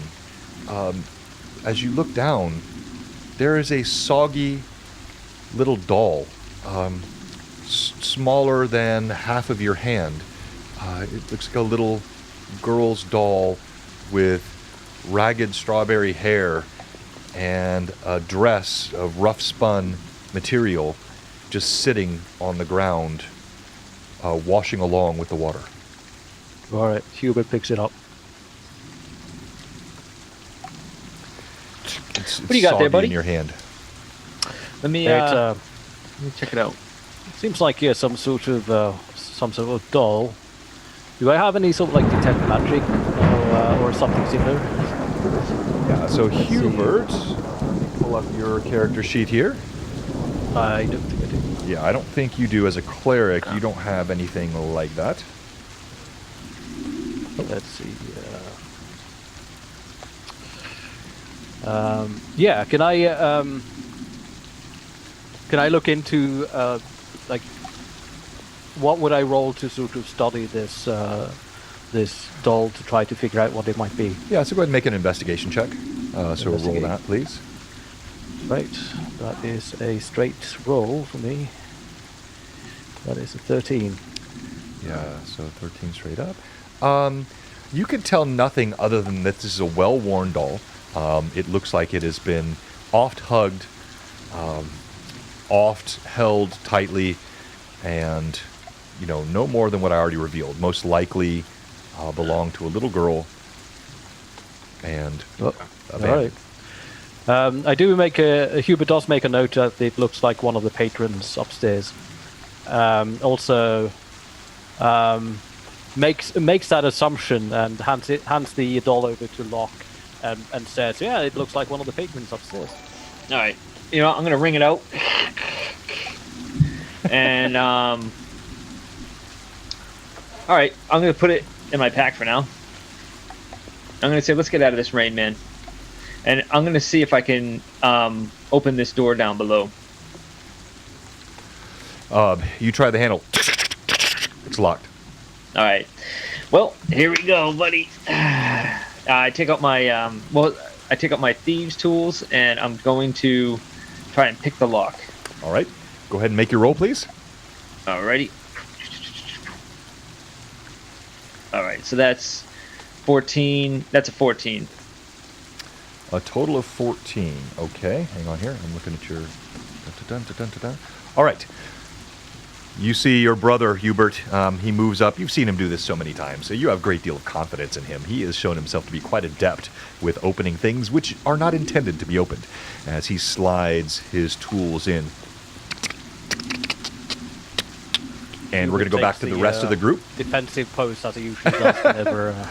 Okay. All right, we're going to go back... Just looks around to make sure... Keeping guard. Sure no one's coming. I love that we already have a party split here. Well done. So we're going to go back to the rest of the party. And so, Charles, you can take us back up. Okay. Yes. And while you're... So I'm going to switch over here. And as you come in, we're back inside the tavern. And you're walking upstairs to follow, correct, Ramris? Upstairs. Sorry, I thought you said it out the door. No, she went upstairs. She walked through this door. There were stairs that led upward. I'm sorry if I wasn't clear on that. That's what I meant to say. And she went upstairs. Yes, I do follow. All right. And so, Locke, you're still outside with your brother, Sanders. You're 3 sheets to the wind off 1 beer. That's quite remarkable, my friend. And then we have... Bobby, he's at the table with the dwarf still, correct? Or do you follow Rammus up there? Okay. No, I'm letting Rammus go, and that's his thing. We just let him go. Okay. All right. So as you are talking to the dwarf at the table, he kind of leans forward and looks at you. What did you say your name was? Oh, Bobard, but you may call me Bobby, my friend. I'll sort of slap him on the back. Try not to knock him down. All right, Bobard. Yeah, I'll call you by your proper dwarven name. Let the humans call you Bobby. Bobard, where are you from? Oh, I am from down the coast. We've traveled all over the place, but we're here, and it just seems like something is a little off here. And I don't know, being a true man, I thought maybe you might be able to help share some information about this area here for me. Well, there's something strange about this place, I'll tell you. I've only been here for a few weeks. But all they drink too much, they seem like they're trying to drink away the shadows. They're always in their cups. Even the women with child, they drink, and I don't know. It's gonna make some strong child.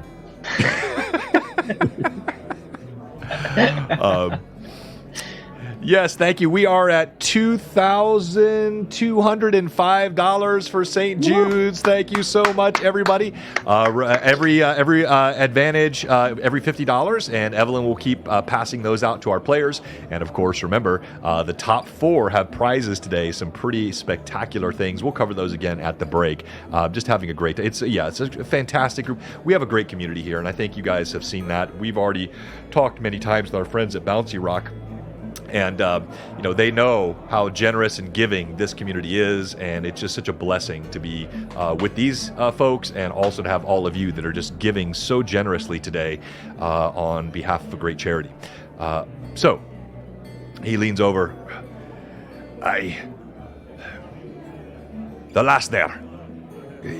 He kind of motions to where Ramris went. Yes. You should go with your friend. I think she can tell you more than I can. He hiccups. Nice.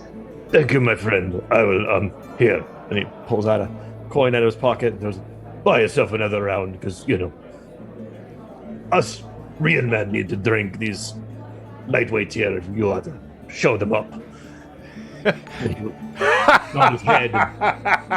Stand up. Hey, you're a true one, lad. He punches you in the shoulder, probably a little harder than he should have. Okay, so Hubert and Sander each have an advantage. Congratulations. So are you following, Bobby, are you following Sander up the stairs?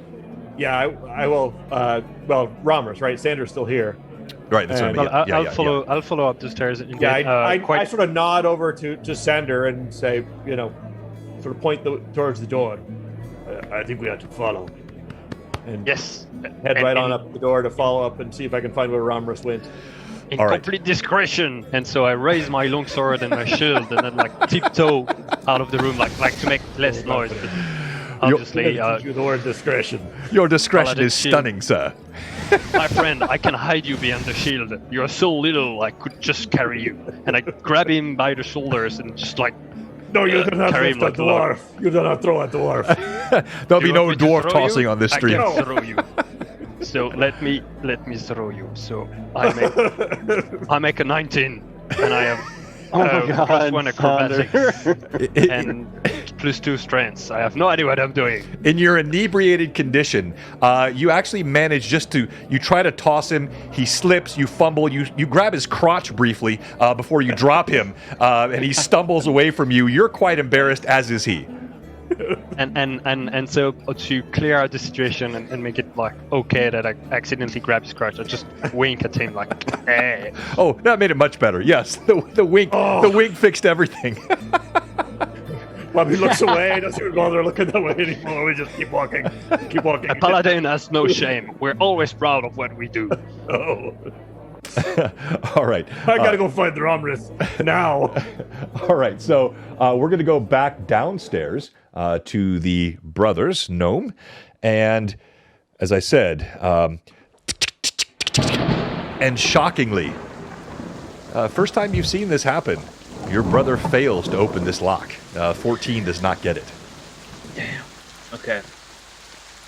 Let's see. Well, maybe... Let me take a look. You know what? Let's what do you think we should do, Hubert? Well, we should probably check up on the rest, as far as maybe they've cooled down now. Maybe they've sort of felt like it wasn't such a big deal. I have an idea. All right. I have a disguise kit. I can disguise us so we can come back in as different patrons. even if it's like a janky disguise, I don't care.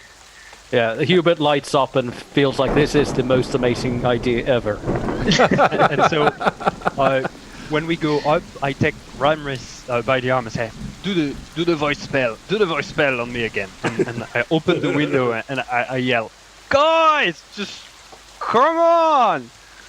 We have a secret thing going on. Just, come on! Hubert and Locke, you hear a clearly besotted Sander shouting out the window, and to all sort of counterintuitiveness, referencing a secret that he has. Okay, well, I'm gonna see if I can pull up my disguise kit and just throw something on us, and then slap something on him real quick and just stand still, And all right, let's go back in, and then nonchalantly just kind of walk back into the bar, like brand new. And I'll even like give myself a deeper voice. Ooh, how you do? Hello, greetings, fellow patrons. And I'll look around and I'll be like, okay, up the stairs. I love it. I love it. You walk back in, and as you say these words, there is a brief moment of confusion among the patrons. A few look over, and I'm going to go ahead and have you make a disguise check for me, please. Okay, here we go. Put that under deception. And the roll was a 5. Yeah, like my fake mustache like falls off. And it's like Hubert ended up with 2 mustaches. Exactly. You walk in. You and Hubert bump each other. Your mustache goes sideways on your mouth, and his wig kind of tilts the opposite direction. And it's clear to everyone who you are, but no one seems to know why you're doing this.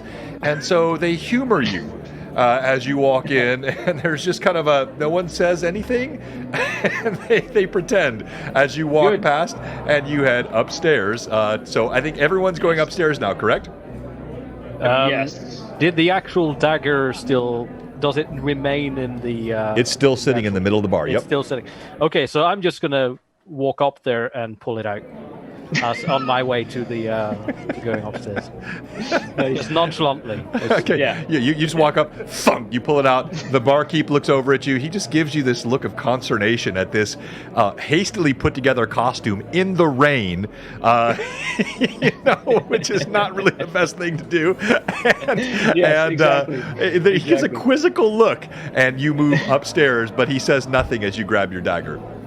I as he comes up to me, I'm like, see, masters of disguise. Yeah, Hubert gives a thumbs up and then flips the dagger around and give it back to Locke. Nice. Love it. Love it. And as you walk in the room, you see there are, in fact, several lanterns and candles which cast a warm and ambient illumination in the room. All of you stand around a table which looks like it's got some sort of map or figurines upon it. The woman that you met downstairs, Romris, has gone and stood behind the table. She places her hands, now still trembling as they were when they first grabbed the door, on the edge of the table. You see a tear drop down her cheek, and she again looks around as though she constantly fears being seen. I'll walk up to the other side of the table, kind of like hands up a little bit. I'll say, it's okay. There's no reason to be afraid. I can tell something's wrong. And as I hear the footsteps behind me, I kind of like, my friends and I, you hear, you hear Locke and Hubert come up the stairs. Yeah. The crowd gets bit. I now have like a crowd behind me, and Saunders staring out the window. My companions and I, we have a sense for when a town is in trouble, and I'm getting that sense now. It's what's going on here? You're safe. You're safe. I feel I can trust you. I don't know why. I just sensed a kindness in your eyes, even though your horns frighten me. Yes, they put off a lot of people, but I assure you, I am kind. I may be a tiefling. I may be a little bit. A tief what? I was just born with these horns. No one's really sure why. I mean, I think our family lived too close to a magical laboratory, maybe. But don't mind them. It's just we're adventurers and we travel, and we're here to help. And you should be able to tell just by the look of us we can protect you. Just feel free to speak freely. Now, quickly, for the rest of the party, as you come up, you do see Romris engaging, talking with this young woman across the table, as Sanders has stopped bellowing, but he's still peering out the window. Rain sleeting in and striking him in the face, puddling water on the wood. What are the rest of you doing? Bobby's trying to keep Sanders at bay, just making sure he's, gives Romrus his room, because we know Romrus has got to do his thing, and we don't want to, overcrowd the room, which we've already done. You bump from behind while I'm trying to give this eloquent. Yeah. We're here to help. Is this woman pregnant, by the way? She is not. At least not that you can tell. So let's rephrase the question. Do you see any swelling? No, you don't. Right. Yeah. No noticeable signs. No. Okay. I guess I'm. Hubert goes over to Locke, by the way, and starts rummaging through his backpack after that doll. Oh yeah. Okay, I stop and let him grab it. All right, and then I hold it up sort of next to the lady over there and sort of compare. Do I get a sense that this this doll looks like this person? Yeah, roll perception for me, please. All right. Oh, not one. You can't tell the difference. Is this? The features are too muddled by rain and the wringing out that they received earlier. Locke turned it and sort of wrung the doll out. You can tell the hair color looks like it might be similar, but there are no other features distinguishing. Okay. All right. I don't want to. Yeah, go ahead. Yeah. All right. Thank you. I don't want to step on Ramrus's toes here, so I'm going to let him. Kind of just engage with the lady and see what information he can find before I step in, and I guess I'll quietly move around, listening to the conversation as Hubert and I just kind of wander around looking for anything of value or anything that kind of bit of sighting. Yeah. All right, as you rifle through the items and look around, Hubert, as you're looking at the doll, though you see nothing, Romrus, you notice that the woman you're speaking to, whose name you still have not asked, her head snaps up and she looks intently at whatever it is that is being held by Hubert. Where did you find that? I'll follow her eyes and turn. Yeah, so I guess I'm caught putting it back into his backpack, and I sort of hold it up, just sort of quite violently, as I just sort of grasp around it and say, "Look, you mean this thing?" I wave it up. You sort of dangle it unceremoniously. She looks at you. Be careful, be careful. She comes from around the table, rushing, and she moves towards you, holding her hand outstretched, walking right past Ramrus like he's not even there. Okay, Hubert suddenly gets all protective over it, and sort of put the other hand over it and sort of moves backwards. Where did you find it? Well, I mean, finders keepers, right? That's right. Hubert? What manner of monster are you? What? I thought the one with... That's my daughter's. Oh. Oh, it was outside. It was in the rain. You see? We actually... by the basement door. Yeah, it's all nice and dry now. We were keeping it safe for you, that's right. Yeah. You see tears start falling down her cheeks. All right. Hubert... good cop, Hubert, come on. Okay, Hubert steps forward and sort of brushes it off a little bit and tries to sort of make it seem more tender as is holding it out just in his palm, and just sort of holds it out straight. Her hand reaches out. It quakes as tears fall down her cheeks. Avon. My daughter Avon. She grabs the doll. She rips it from your grip unless you try to hold it from her. Do you try to? Or? No. She rips it from her grip and clutches it to her breast. Drops her head. I'll never see her again.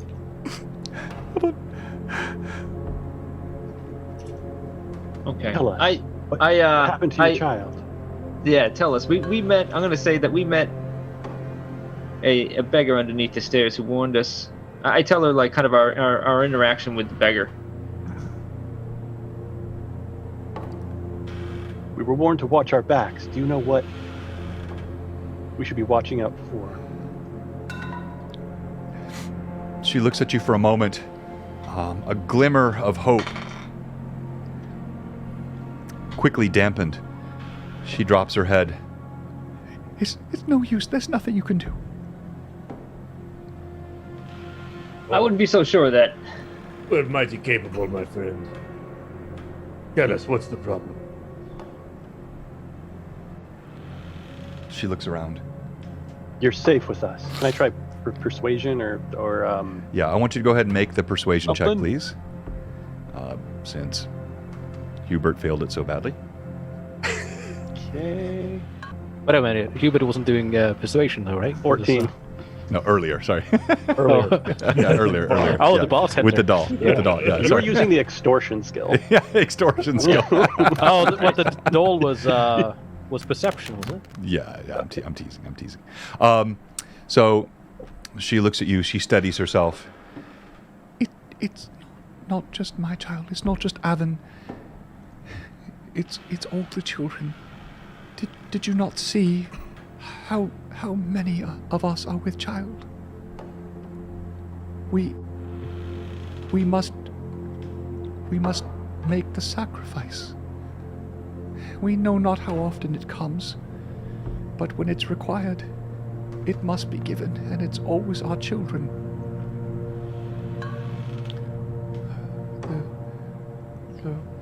The creature below, in the old places, it demands, and bad things happen when we don't. So, all of us, we do all we can.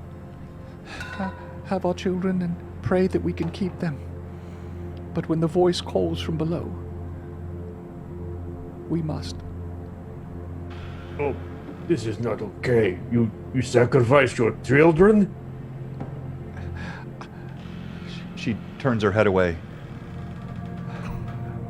I don't sacrifice. We have no choice. We would all be dead. There is nothing we can do.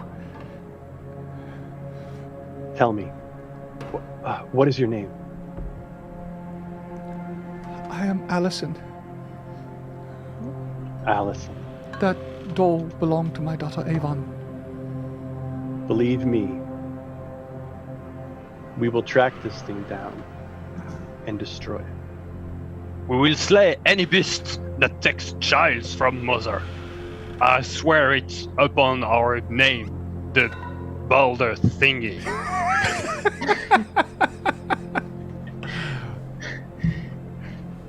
I agree Saunders with that, but is good I at don't- few things, but slaying evil, he's exceptional. She looks over, really not sure what to make of this group, alternately encouraging and at times absolutely befuddling. What is everyone else doing? Hubert, Locke, anyone else? Hubert is visually shrugging. Yeah. Look, I can't. I'm with the group. If whatever you guys want to do. I mean, do I feel bad for these people? No. Because they sacrifice their own kids. But Sounds if there's like they somebody don't eating, if sacrifice there's somebody, them. yeah, It I'm gonna comes- ask her, how many kids do you sacrifice? I'll get into some details. I'll be like, you have 5 pregnant women. Every Down time you below. say sacrifice, you see she flinches, and she ducks her head. It's not a sacrifice. We have no choice. As I said, it cannot be known. Sometimes it's once a year. Sometimes it comes every few weeks. When the summoning happens. We have tried... The summoning? Okay. Oh, What is summoned? I ask her. we are summoned. Have you seen it?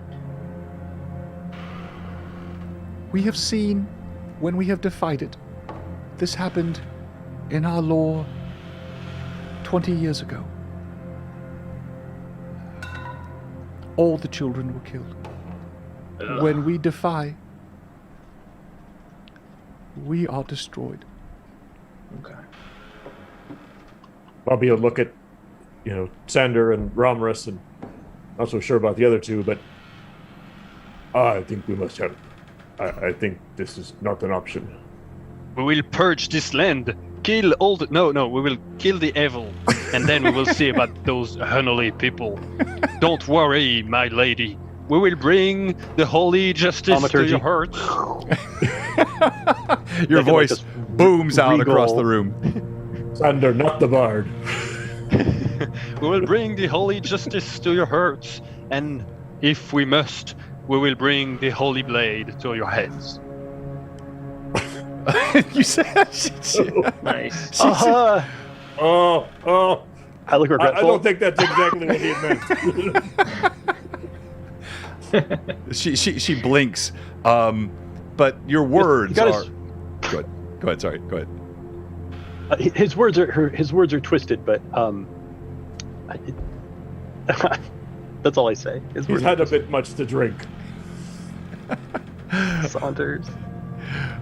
Okay, so she looks at you. She wipes away the tears. She clutches the doll that Hubert found to her chest.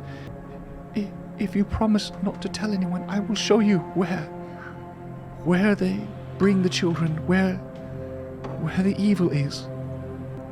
Yes, show us, wench, and we shall defeat whatever lies there, like you laid your hands with the devil.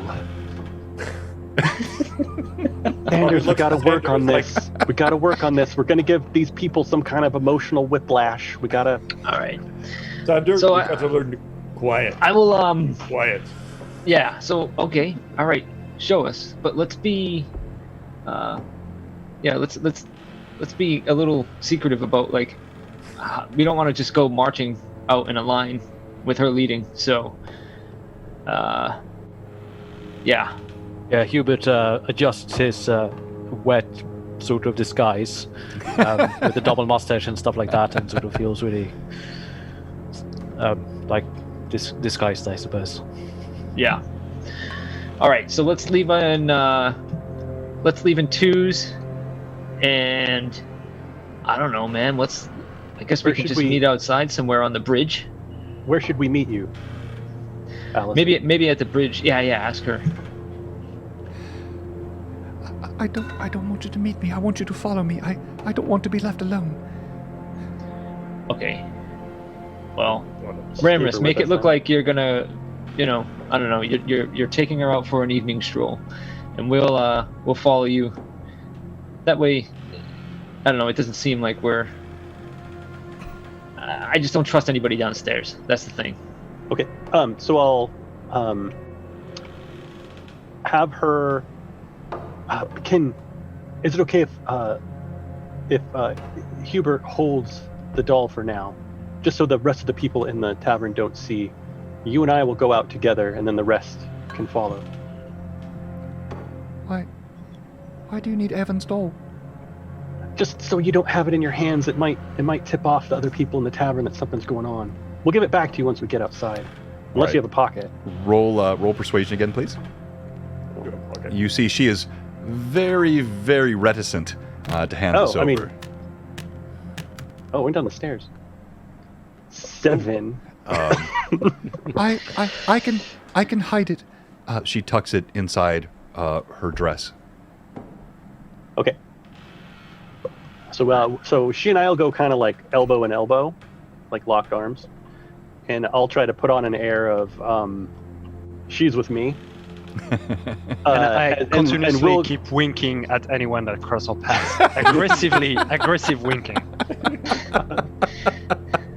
Bobby stays away from Sanders. You head back downstairs. As you head downstairs, the camera view is ready, by the way. Yeah, and she moves slowly with you and leads you down the stairs across And it is the dark of night. As you step outside, the rain still falls. The moon is higher in the sky now, and there is no one else on the streets. There is a foreboding sense of ill will that seems to emanate from the very rocks of this forsaken town called Altar. And as you move toward, you follow her. She leads you around, and what we're going to do a quick scene transition here for sake of time, because I'm going to cut a few things out. And so, gentlemen, we're going to take it straight to the door below, right? So you know where I'm talking about. So take it straight down, bypass everything else, straight down to the door below. She leads you through the town, her hood pulled up as the rain patters down upon her. She glances over as she leads you through the wet streets of Altar. You go down into a stonework grotto where there is the alloy of the ancient stone artifice that has happened and the original rock of this island. And she finds a grate that she pulls open, and as she pulls it open, it slides away, and it opens up into a stairwell down below. She stops there. Please, don't tell anyone I showed you, and if you fail, I'm sure we'll all die. Not fail. And we'll keep it. Before we go down, can you tell us, what is it that comes? Is it a beast? Is it a spirit? She points down below. Only the men are allowed to go. We have never seen what's there. We give the child, and the men take below, and whatever happens there happens. Well, go home now. Lock your door and be safe. By morning, we will have it destroyed. Ooh, I like the confidence. And now we transition to the underground area. As you move beneath the town of Altar, you head down those stairs. With every step, the sense of foreboding grows. The sense of fear swells in your breast. You can feel, especially you, Hubert, the cleric, you, Paladin, Sander, you don't need to detect evil. You can feel it. You sense there is something from beyond the grave and something very evil down here. You come to a door. As you approach the door, I'll switch the view here so you can see it. As you approach the door, you see a pair of silent, ancient statues on either side, broken bits of rubble, and there is an inscription and a sigil above the door. So I read it?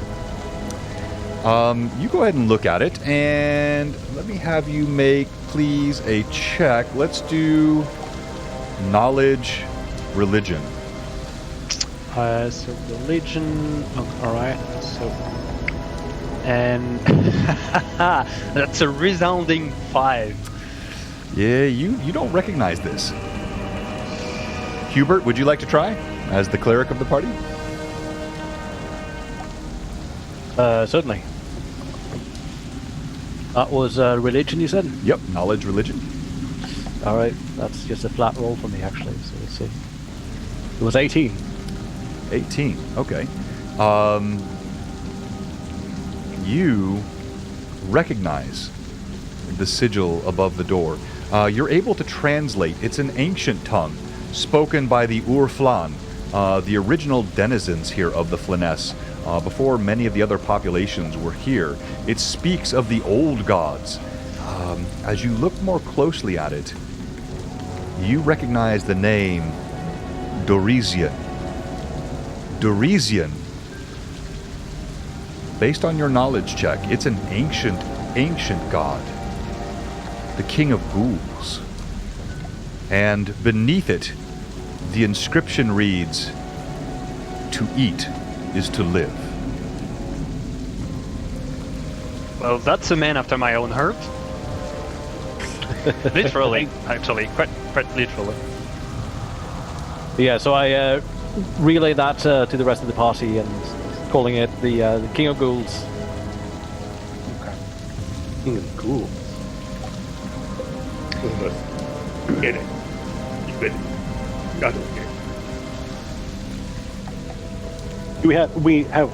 We know what ghouls are. Yeah, I mean, you've never actually encountered a ghoul among your party, but you generally have the idea. I mean, you know that they are some sort of undead, similar to zombies and ghasts, and again, you've never encountered, but yeah. Mm-hmm. Ramus, maybe you can find a ghoul friend down here.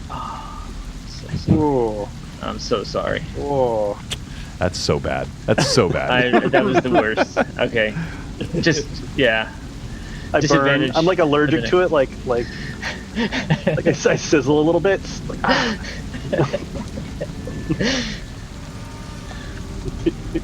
I'm gonna check the door for traps. Yeah. Okay. So make an investigate check, please. Okay. Ooh, yeah. Don't worry. My intelligence is not good. So, all right. You don't see any traps. Nope. All right. Hey guys, looks great. All right then. And nice and safe. I kick the door open. Sanders, roll d20, please. Add your strength bonus. All right. Sanders steps forward. The mighty paladin lifts his leg, thrusts his gauntleted footed boot into the door. Thunk! And so 11. Ah! He shouts, grabs his knee. This door is stout and is not going to succumb to the kick of the paladin. It's probably the wrong boots again. I need to change my boots. Is it locked? Oh yeah. I kind of say like over the like, is it locked, my friends? Bobby will go check the door. Bobby. Stout first out. Don't think too much. Pull the door. The door easily opens, slides, revealing a corridor beyond. Classic. Do not overthink things. Darkness beckons beyond. The smell of the grave, a chill air wafts out. You smell decay, mold, but also something in the distance cooking. You step through, you move up the stairs, step by step. It is disturbing, this scent of mold and aged decay, and yet something fresh. Something sizzling and cooking. Do I recognize the smell at all? Hang on. I'm gonna make a roll here. No, just it smells like some sort of savory meat. Okay. But again, it is alloyed with this cloying stench of death and decay and mold. So it's roiling your stomach as you at one moment feel something appetizing that strikes you, and at the next something dismal and decayed. Okay. I'd like to do. Well, first I'd like to listen to see if I hear anything behind the door. So you move up to the door at the top of the stairs. As you listen, you hear a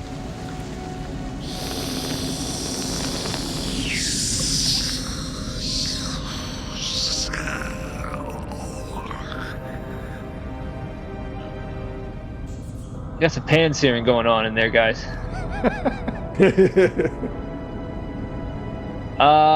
There's either a giant snake of some sort look, there's something like not good behind this door, but let me check the door real quick. Can I also check it for traps just to make sure that we're not A snake? Oh, he like pauses for a second when he hears the word snake. All right. Yeah. All right. So you look at the door. You don't see any traps, but you do see there is a clear sign that there's been oft-traveled on these steps. It's easy for you to see, and this handle, there's no dust on it. It has been turned many times, and it does not appear to be locked. Bobby, you're up. Once again, don't overthink it. I'm gonna open the door. As you, whatever. You turn the door. The hinges creak, and a room opens up beyond. A huge, cavernous chamber with strange arches on either side. There is a blue light which emanates throughout the room. At the opposite end of the room, you see a female figure that hovers several feet off the ground, her ethereal form wavering side to side. And there is torchlight on the far walls, with torches that do not give off smoke, give off no sense of heat, but provide light. The decorations in here look ancient and decrepit. They are wearing off the walls. They look like they have been here for centuries. And there is a stench, as I said earlier, of mold and decay, but now the smell of something savory is even stronger. You have not brought the sacrifice. Why have you come? The figure wavers above the altar. Thaumaturgy on Saunders? Go ahead, Saunders. Tell her why we're here. We're here to banish you, you As I evil... move further away from Saunders. You evil wench. You will taste only but my metal sword and its famished name. I hereby cast you sunlight, and I will banish you. Is that right? I mean, you didn't need to Great job. something? Great job, Sans. Yeah. It was a lot of words. It must be right. All right. So do I Leroy Jenkins in that, or what's the goal there? All right. And I look at you a bit puzzled about what I'm doing here. All right. As he's saying this, anyone else doing anything or saying anything? I say, hey guys, I got an idea. Why don't look at my I could pass as a very ugly child. I think we just told it we're gonna kill it. Oh yeah. Did it hear? I think it knows. And don't worry, my friend. If you were my child, I would have killed you at birth for defects. Bobby reaches over and fixes his mustache. Okay, I'm not sure that's really where we want to go with St. Jude's Children's Research Hospital charity stream, Wow, but I'll give him a pass. I think he was just being funny, so please let that one go. That's rewind. That's it. Hey, he was hit in the head, so he's not responsible for that. But no, we know what he meant. I'm teasing. All right, so as you say this, you see a crackling energy that begins to move around the room, and her voice grows louder. Would you deign to challenge me and the lair of my beloved husband? His sacrifices are needed, and you can die here, or you can leave. We are not leaving. Bobby will step forward. Oh boy. What is hammer? Hubert, what do you think, man? You're the cleric here. What is this? What does she got going on? Any read on her? Okay, so Hubert walks forward and just see if he can identify anything about this creature, maybe in relation to what was read. Yeah, great question. All right, so go ahead and let's do a knowledge, and we're going to do a knowledge check. Let's do this based on undead. Knowledge undead. So, Hubert, you are not sure what this woman is, what this creature that stands hovering before you is. as she floats above what looks like an altar. And you see there are various bits of gold and look like areas of pots and statues on either side. As she hovers above it, you have no idea what she is, but you do hear something to your right, something to your left.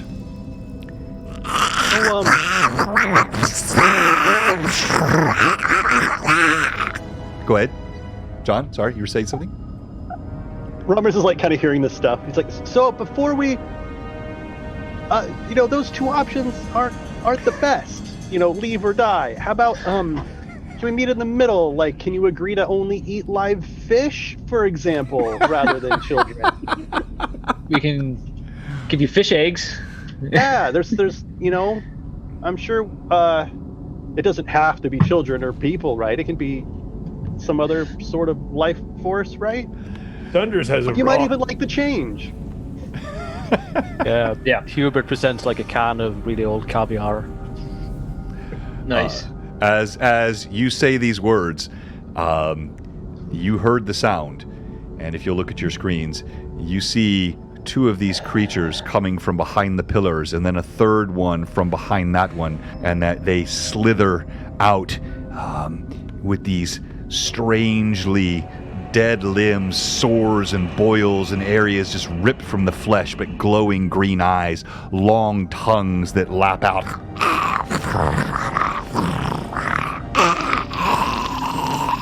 And we go to initiative. Now, two things you need to know about here as I did not know we would take this long to get to combat, but we did. As we go to combat, there are incredible crits and fumbles in my game, so they're not just ×3. A crit must be confirmed, which I'll walk you through if anyone does that. A fumble must be confirmed. But then also, if you do crit or fumble, it can be one-shot kills. It's just not ×3 damage. They are brutal and vicious. This is a deadly game played by deadly players and deadly enemies. Also, we're going to do group initiative. This also helps things move along. We're going to do a group initiative each round, and so the DM is going to roll a d6. I will let you elect the party member you wish to roll first. That party member will continue to roll each round as long as you continue to win initiative. The first time they lose, we'll go to a different person for initiative. Who would you like to roll first? Well, I've spent a lot of the ones already. All right, you have it, Johnny. Hubert rolls initiative, and the DM has a 2 on the die. No, you're going to roll a d6. Sorry, you're going to roll a d6. Oh, sorry. No worries. My bad. Yeah, you're always going to beat me with the 20. You got to roll the d6, and it is a 6. Is that a 5? All right, you have initiative. All right, party. We're going to start off with you, Hubert, because you were the first one. As you reached there, you saw these creatures coming around the corner, and you immediately recognized the danger. Tell me what you're going to do.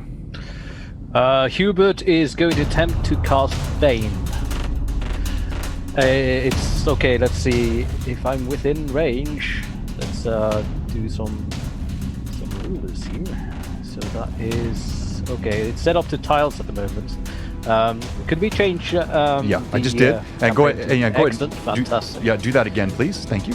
All right, it's still showing us tiles. Unfortunately. Oh, I see. We're on tiles, right? Gotcha. Hang on here. Must be in a lawful universe. All good. We'll go with it. Right. I know the tiles are each 5 feet, so it's fine. Yeah. Okay. So let's see. Yeah. So, but they should be in range anyway. So Yeah, they are both. Yeah, they're no more than 20 feet away from you. 20. 25 Yeah. feet. So up to 3 creatures of your choice that you can see within range. Make a charisma saving throw. Whenever a target fails this saving throw, makes an attack roll or saving throw. Before the spell ends, the target must roll a d4 and subtract that number from the roll attack or roll saving throw. Got it. You're Love casting Bane on him? Yeah, he's casting Bane. As you're casting Bane, this other creature behind, which steps out, it's slightly taller and looks a bit different. I've got my light on it there. And this is not a ghoul, this is a ghast, and it's giving them advantage on all saving throws in a round when it's within 30 feet of any ghoul. All right, so here we go.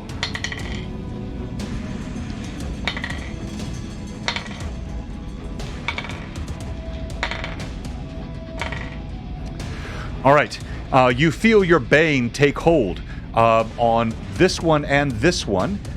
There is another one that should be coming out, Charles. I hid it somewhere. You can find it. There should be 3 of them. And that one missed its saving throw. If I didn't just drop one there, there's supposed to be 3. And so this one is affected by it. This one is not. And there will be one more of them, which is affected by your bane. As you call out to your god, you feel the power that emanates from you. It casts a holy light, which just briefly seems to dispel a bit of the darkness here in this area. And next, so you have movement as well. Is there anything else you want to do? I am going to move to the right, over behind the pillar. All right. Hubert slips behind the pillar after casting Bane. Next, we're going to go to Locke. Locke, you're kind of standing there right beside your brother. What are you going to do? Okay. Let's see. For now, I'm going to, follow. I'm going to follow Hubert to about right here. And let me see if I'm still in line of sight of this guy, right? Yeah, alright. I'm going to shoot the left ghoul on the with an arrow. Alright. Let's see. Make your shot, and as you do so, and by the way, I'm using ghouls and ghasts. Actually, I do a lot of custom monsters, so you guys have no idea what you're fighting here, which is part of what I like to do in my game. Okay. All right. In your haste, as you rush up the stairs, your first arrow goes wide, clatters against the wall to the side. Apparently, for some unknown reason, I've been given 5 disadvantages by my viewers. I am very bitter about that. Each of you have been given another advantage, and you only have 1 attack per round. Is that correct, Locke? Yes. Yeah. All right. Anything else you want to do this round? Bonus actions? Anything else? I'm gonna hide. All right. So you I'm use my cunning action to hide. All right. So both Hubert and Locke, very cleverly, the brothers together hide behind the pillar. Let's go now to the dwarf. Bobby, Bobard, what are you doing? You stand at the front. Bobby, can I go before Bobard Bobby? is not happy. I'm sorry, what'd you say? Can I go Bobard before is Bobby? not happy. One more time, John. I didn't hear you. Can I go before Bobby? Yes, you can. Well, depending. If you're going to cast a spell, you can't. Yeah, well, I want to do a thing to him Okay, go ahead. before he gets going. All right, go ahead. So I see Bobby get ready to move forward. And I kind of go up to him and I go, let it go. Let it go. Oh, no. Step forward and draw your sword. I don't care who you've got to slay. Go rage on. A little blood never bothered me anyway. And I want to inspire Bobby. Well done. All right, you have inspiration, so you're going to add a D6 to whatever you do here, Bobby. Well done. I don't even want to roll. That was great, John. Well done. That was nice. Well, I just want to use that before he goes. I got to burn it. Bobby is too angry. He throws his hammer to the side, and underneath his beard, there's a slight purple glow that comes from this insignia. And as his hand drops the hammer, you see his fingers extend and claws grow from his fingers as he goes running over here and attacking at the ghoul, which we missed, but I was hoping we'd hit. Yeah, plus 1d8 from my bardic inspiration if you choose to use it. Oh, for damage or to hit? Oh, to hit.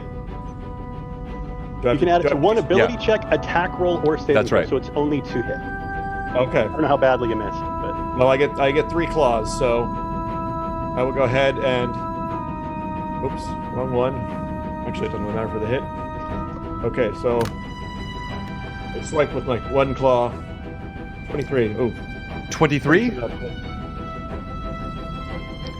That is a hit. That is a hit. So your first claw rakes up. It catches cold, pallid flesh. You feel it part easily. No blood flows.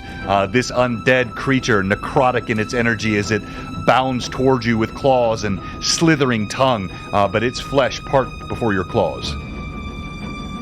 I clawed once, and I dive onto it, not really grappling, but just diving onto it, clawing again.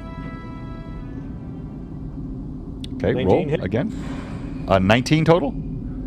Yep. The second time, the creature bats your claw away, so only one of your 2 claws hits. Ooh, I get one more. Try again. He tries again to swipe at this thing, angered.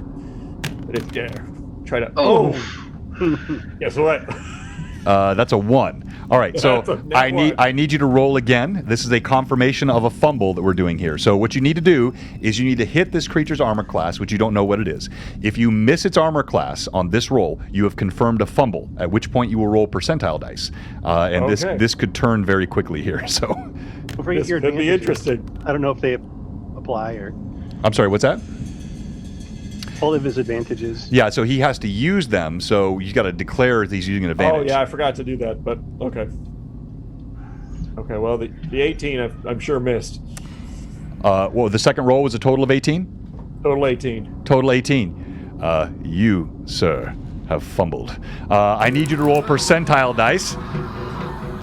As I gotta use those advantages next time. the ghouls lash out at you. You swing around trying to hit, so that it's claw. Is the third one your tail? Is that right? No, it's all claw. It's all claw. All right, and tell everyone, I don't know if you said this, I missed it if you did, what you look like, what you have become.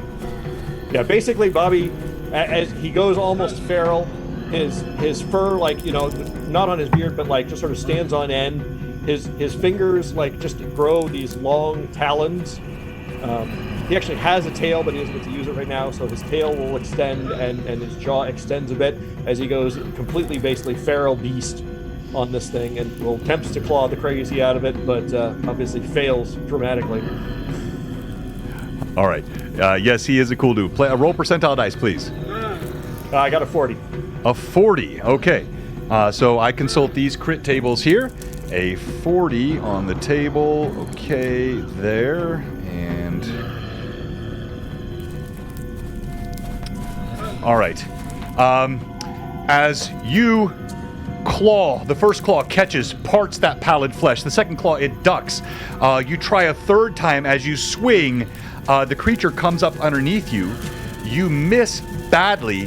You strike your claws on the ground. You feel it snap, snap, snap. 3 of your claws break off your right hand, your right paw, whatever it is, and you take 4 points of damage, and that hand now can do no more claw damage. Okay. Yikes. Okay. All right. Is that halved from raging? What's that? Oh yeah, Is it because of halved, rage. like, Have raging? that or? Yeah, no, for the rage you have the, so yes, you have the damage, that's correct. Okay. All right. Now we go to Sander. So Sander, without any worries to himself or his friends, just rush towards one of the ghouls and tries to just slash at him with his long sword. So it's 1 dice 10 plus 3. Oh, I need to confirm the hit right before. So Yeah, you guys got to roll to hit. okay, so roll to hit. You guys got dice all over my board here. Let me get rid of some. Yeah, 3 plus 6, it's 9. 9? Yeah, you miss. So you swing. These creatures are remarkably nimble. They slide to the side. Your blade strikes the ground. Sparks come off the stone. You get 1 attack, is that right? I believe don't at know, 5th level actually. you're still at 1 attack. They also get 2, don't they? I don't think so. I think you're still at 1 attack per round. Let me look here. That should be right. Now you still have, you can do a bonus action. You can do, so you've got other things you can do besides the full round attack. So if I can do a bonus action, I think I can do a spell. Is that, I can cast Branding Smite on my sword. So the next time I hit a creature, the weapon gleams with astral radiance as I will strike, and I get an extra 2d6 radiant damage, and also the target will shed light in a 5-foot radius. Ooh, love that, love that. Branding Smite, very nice. Yes, okay, so well done. Has everyone in the party gone? Did I miss anyone? I think I got everyone. I used my bonus action to do the inspiration. Right. But I haven't actually used my action in my movement. All right. So, you used a little bit of movement, but yes, you've got your full round action. So, what would you like to do? From where I am, the one that... This one here, the one that Bobby's attacking? Yes. I'm going to go ahead and cast Dissonant Whispers on it. So what happens is, I form the magic, and I take the thoughts that are going through Sander's mind, and I put them into the mind of that creature, so that it gets to hear all the jumbled weirdness. That poor thing. It needs to make a DC 14 Wisdom save or take some damage. It's psychic damage. All right, and so normally with undead, I would probably not let this spell work in this fashion, but I think this is such phenomenal roleplay, I'm going to do it. All right, so he's got a DC 14 save he needs to make. You see, this one stops. Suddenly, starts striking its own head and spinning around, absolutely, completely confused by what's happening.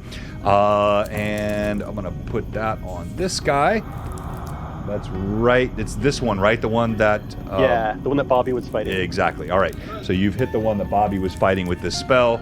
All right. Now, the creature's attack. The first one. Well, it's got to take some damage. Yeah, go ahead and roll your damage. Okay, it takes 3d6 psychic damage and must immediately use its reaction, if available, to move as far as its speed allows, away from me. So... it takes 12 damage. All right. And it uses its reaction to move away, which should provoke an attack from Yeah, it'll Bobby. provoke an attack of opportunity. Absolutely. Hang on here. Let me jot this down. All right. DC 14. I didn't expect that to work. Yeah, I rolled a 4 on the die. Nice, it cries out and spins, hissing, slavered all over the ground as it spins away, loping on all fours. Actually, I'm going to say both. Yeah, I'm going to say both Sander and Bobby are within striking range. So that's going to be 2 attacks of opportunity, 1 for each of you. Please roll. So you roll 20 again? Uh-huh. An attack roll. That's a nope. Yeah, 18. 18. So plus 6. All right. You've got like 24. Again, you are testing the strength of your blade. As you swing, it goes off the stonework, not striking the creature. As it oh, nope, I'm wrong. It's flanked. Because it turned it back on you, so all of its dex bonuses are gone. It's essentially called flat-footed or flanked. You strike it. You score a blow along the black, roll damage, and let's go ahead and have Bobby roll as well. It's starting at like a 20. Bobby missed. Yeah, I had 26, so I think it Oh, I thought passed. you said 18. Sanders should have. Oh, 26. yeah. That, 18 plus 8. Gotcha. So- I'm sorry. I was looking at the nat roll. Yes, you got it. So 4 plus 3. Okay, so I got 4 plus 3, but right. then I got my branding smite. Right, your which branding does smite. 2 d6. So it goes 5 more, so 7 plus 5. And then because I also have the trait Divine Smite, I can spend 1 spell slot to do extra radiant damage. So I do 4d8. Okay, wait. So is that what is that, a bonus action or what is that? No action. It's a passive Divine fate. Smite. Yeah. Okay. Get Divine Smite. Yes, Divine Smite. You only okay. have so many a day, or it uses a spell level. Correct. Yeah. Correct. So 21 So- plus something like 5 plus 7, so 13, so 33 damage. All right. Divine Sander. Smite, Sorry, go ahead. Branding Spite plus. Yeah. Sander, as you step forward, your blade, driven and guided by divine power, it strikes the back of this creature. And I want you to tell me what it looks like. So I take my sword up high, and it's already gleaming with light, with my first branding smite. And then I as I will like touch the unholy beast, I channel all my face, all my power. It's like gleaming with light. You must almost blinding light, and literally the creature like evaporates. I don't know if it dies, but visually it's like shedding with light, and it just disappears in a puff of smoke while I yell the name of my god. Yeah, so I don't ask you what it looks like unless you've killed it, or if I say describe it for me or tell me what any of those phrases means you have killed. As you do this, holy light shines down upon your blade. As you strike the creature, motes of light stream through its mouth, pour out of its eyes, and it dies. Nice. All right. You, Bobby, were swinging your claw, rather, and it's kind of pointless. It's all simultaneous action, so on your attack of opportunity, you basically rake through the area where the creature once was and is now dissipated into a blinding flash of light. Now, the creature's attack. All right. This one, right atop you, Sander, attacks. Mm-hmm. And I'm showing your armor class on the sheet here as 18. Is that still correct? Because I did not have any changes. No, it's not 19 because I have 19? My +1 shield. So you got your +1 shield. Okay, so it's a 19. That is a hit on the first blow. And the second is a miss. I need you to make a fortitude save, DC 14. The first claw rakes through, catches you, pushes through your armor. You take 9 points of damage. As the claw bites in. You feel a chill in your body as it does so. And what was your roll? I missed it. So I rolled 15 total. 50. Ooh, very close. So you feel your joints begin to stiffen, but you push through it by force of will and are unaffected by whatever that secondary effect was. This creature, and I'm going to roll a d6, 1 to 3, he goes for Bobby. Actually, hold on here. Let me see. So you guys are hiding. Let me switch to the view I'm seeing here. So you can see that you are slightly visible, Locke and Hubert, as you're hiding behind the pillar from these. This creature here has a good angle, as does this one, on where you're hiding. So I'm going to make a check here, and I would like each of you to roll stealth, please. So Hubert and Locke, roll stealth. Let's see. So that is 4, 6. I think you can say that is not good.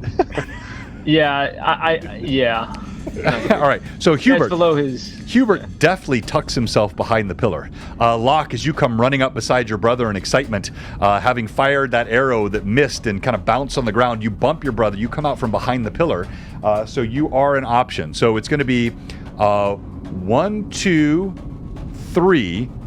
Toward Bobby, who has no one else on him and is this threatening-looking dwarf.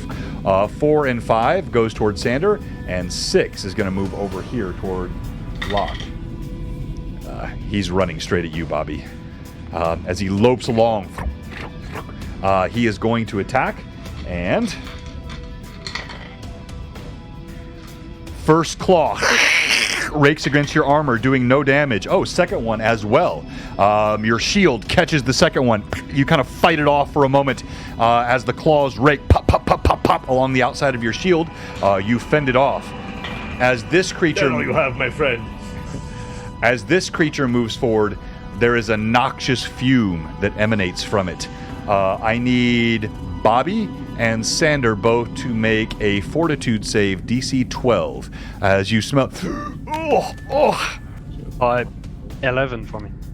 Okay, and Bobby. All right.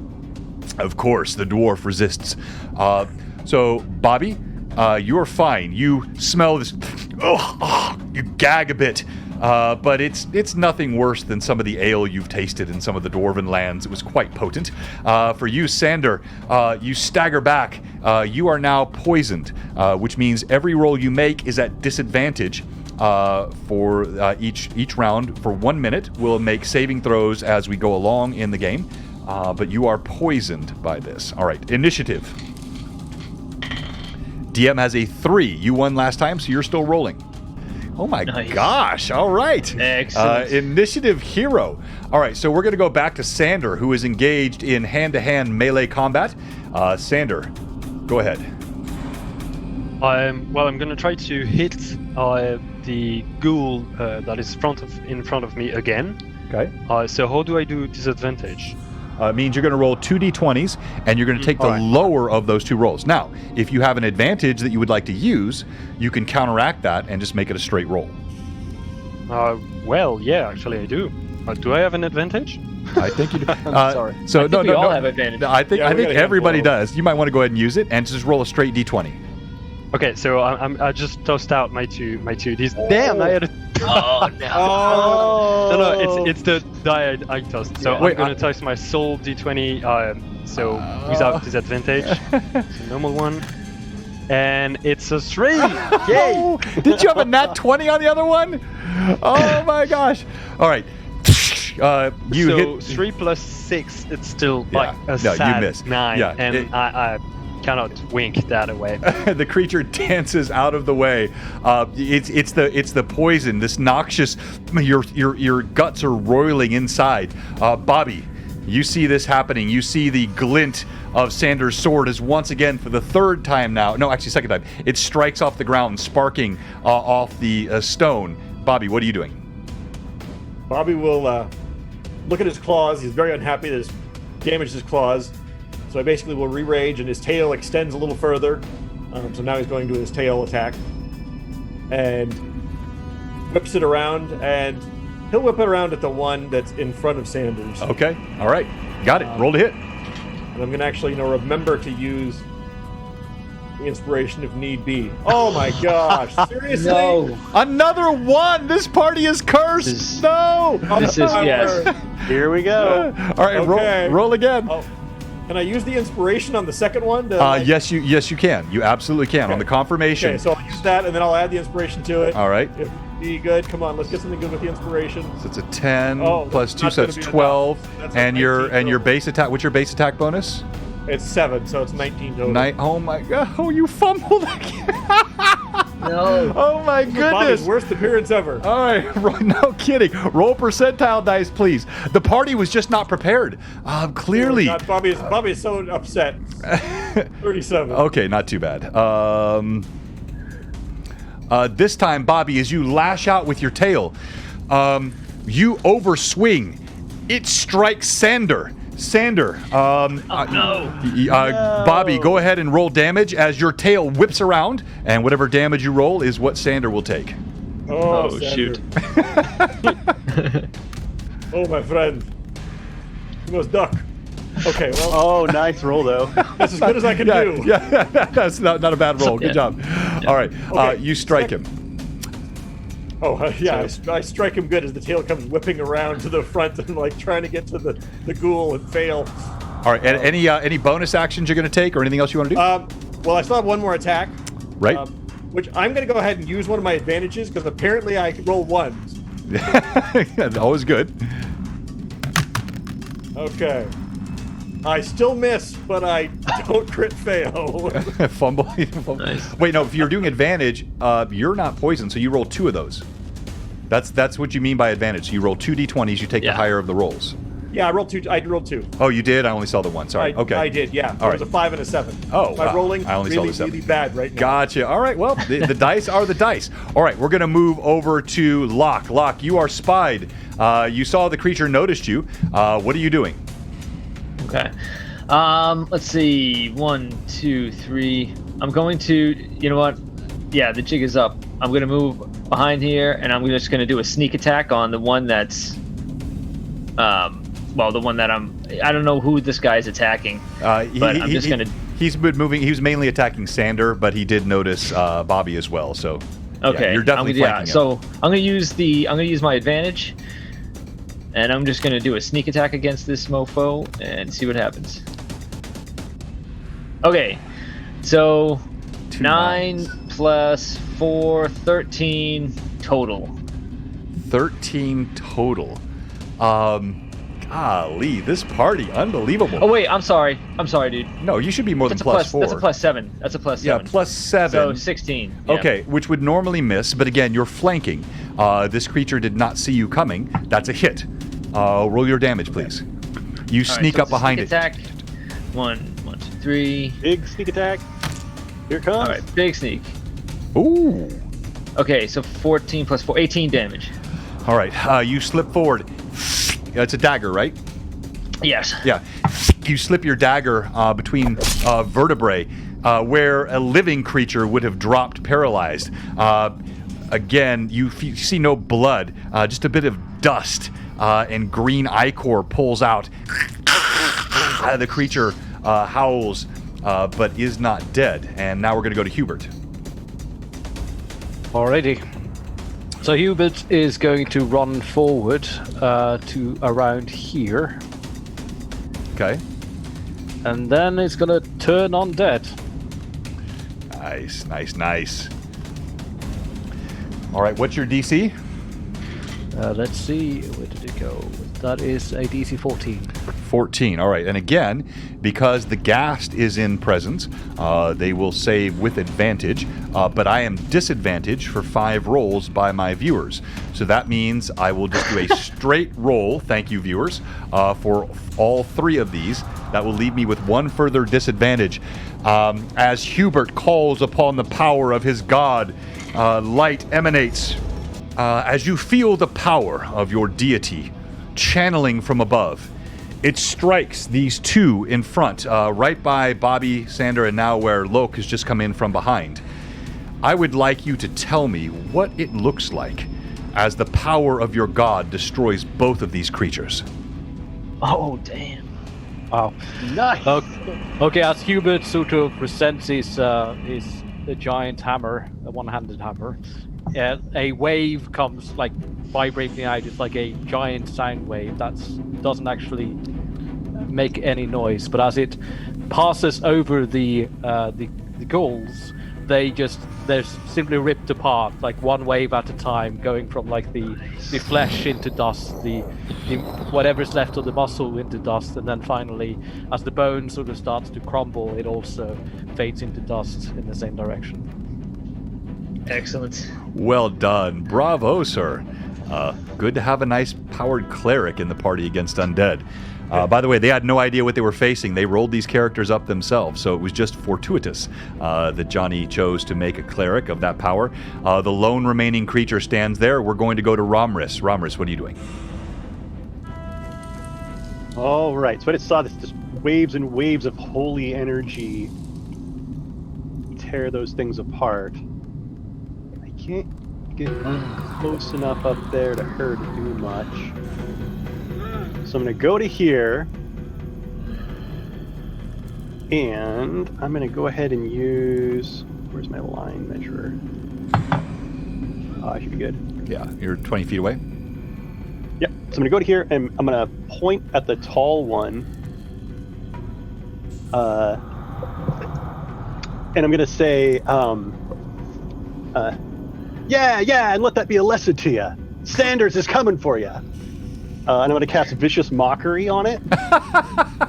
It needs a Wisdom save DC 14 for this to do anything at all. Unfortunately, your mockery is not vicious enough. This creature has heard much, much worse. Interestingly... And then I'll take another step back. Okay. Interestingly, the woman who hovers above the altar toward the back, this floating apparition, has made no move, has done nothing. This creature lumbers forward mindlessly, and it is going to attack. It's attacking Sander. Yeah, how'd you know, my friend? This guy. All right, and you are still poisoned. You still feel that sense of nausea. One claw rakes, doing no... Ooh, the second claw catches you right underneath the breastplate, sinks into your gut. You feel cold claws penetrate, and then it leans over to bite. It rakes along your armor, doing no damage there, but you do feel those claws in your gut. You take 9 points of damage as it sinks in, rips out a piece of your flesh. And now we go to initiative. Johnny's won twice. You're rolling again, my friend. Come on, do it again. DM has a 4 on the die. Ooh. Oh. That's it. The creature continues to attack Sander. How many hit points do you have left? Are you adjusting it on... Yeah. All right. I have 16 currently. All right. Are you doing that on D&D Beyond as well? Yep. Yeah, awesome. But That's I'm good. just doing it on D&D Beyond. Yeah, awesome. Yeah, that's what I meant. All right, so the first claw rakes against your armor, does not... Oh my gosh, the second one hits firmly. This time catches you in the neck, right beneath your... right above the collar of your breastplate. Slices along the neck, and then it... Nat 20 on the bite. Nat 20. I'll roll the confirmation here, because this stuff can be fatal, and I really don't want to kill my friend Charles. Yep. 16. That is a crit. Rip. All right, so now we're going to go to percentile dice. I got your back, Sanders. As the first claw comes, strikes your neck, blood spurts out the side of your neck, spilling onto this ancient stone. Not the first bit of blood that's been spilled in here, you can tell for certain. But you begin to feel cold as the poison courses through your body. As now blood seeps out, you grow weaker and weaker. Teeth come around and sink. And the percentile, let's do it up here. Whoo. And here we go with the percentile dice roll for Sander. Oh. What is it? Oh. Is that a double zero? It's a 0, so we have to roll the next one. Oh, I rolled. I thought I rolled the. Oh, I sided. rolled it. I rolled the. No, but I rolled the D00. Oh, I see. I have to roll You those gotta two roll 10 and together. 100. All right. You So have to now. roll 10 in the- Okay, so it's probably good for you. There's a. Yeah. Yeah. There's If a it's 0, 1 0, yeah. you are- Yeah. If you it's are- a 0, you're done. I explode. I just like disappear. Here we go. God call me back upon Israel. 8. All right. Not too bad. Not 8. too bad, my Really? friend. So that's just going to be double damage. Is all it is. So as it bites in, it catches your neck right behind the claw. You somehow feel, even in your inebriated, brain-addled state, that you narrowly avoided death here. And you take, oh, not too bad at all, 8 points of damage from the bite as it sinks in. Now we go to the party. Let's start with you, Bobby. Oh, Bobby's mad now. So we Easy. get up on the swinging thing. The swinging thing isn't working. So Bobby turns and throws his whole dwarf body as he tries to grapple the creature. That doesn't look like grappling. I don't know what that was, but Yeah. it didn't look like grappling. That was. I don't want to know. I've seen my dog do that to a leg before, but that's nice. Okay, so he's called the gotta Romris. fight off my strength It's check. the Romris. The wrong. And I get Amazing. advantage with automatically with raging, which was Right. not great, but that's a 15, so he's got to beat a 15 or I grapple him. All right, here we go. You do not grapple him. He shrugs it off, seemingly empowered by the amount of Sanders' blood that now covers his body. He leaps back. He knocks you away. Good strike to the ribs. Pushes you back a couple of feet. Now we go to you, Sander. Oh, I got one more. Oh, I'm sorry. I'm sorry. Yes, I'm sorry. Go ahead. Yep. That's okay.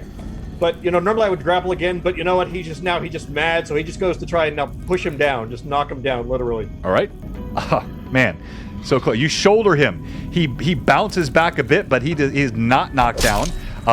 With that, though, I'm going to put him at a -2 to armor class this round because you have knocked him off kilter a bit. You did not knock him down. So now, Sanders, you have an opportunity to attack.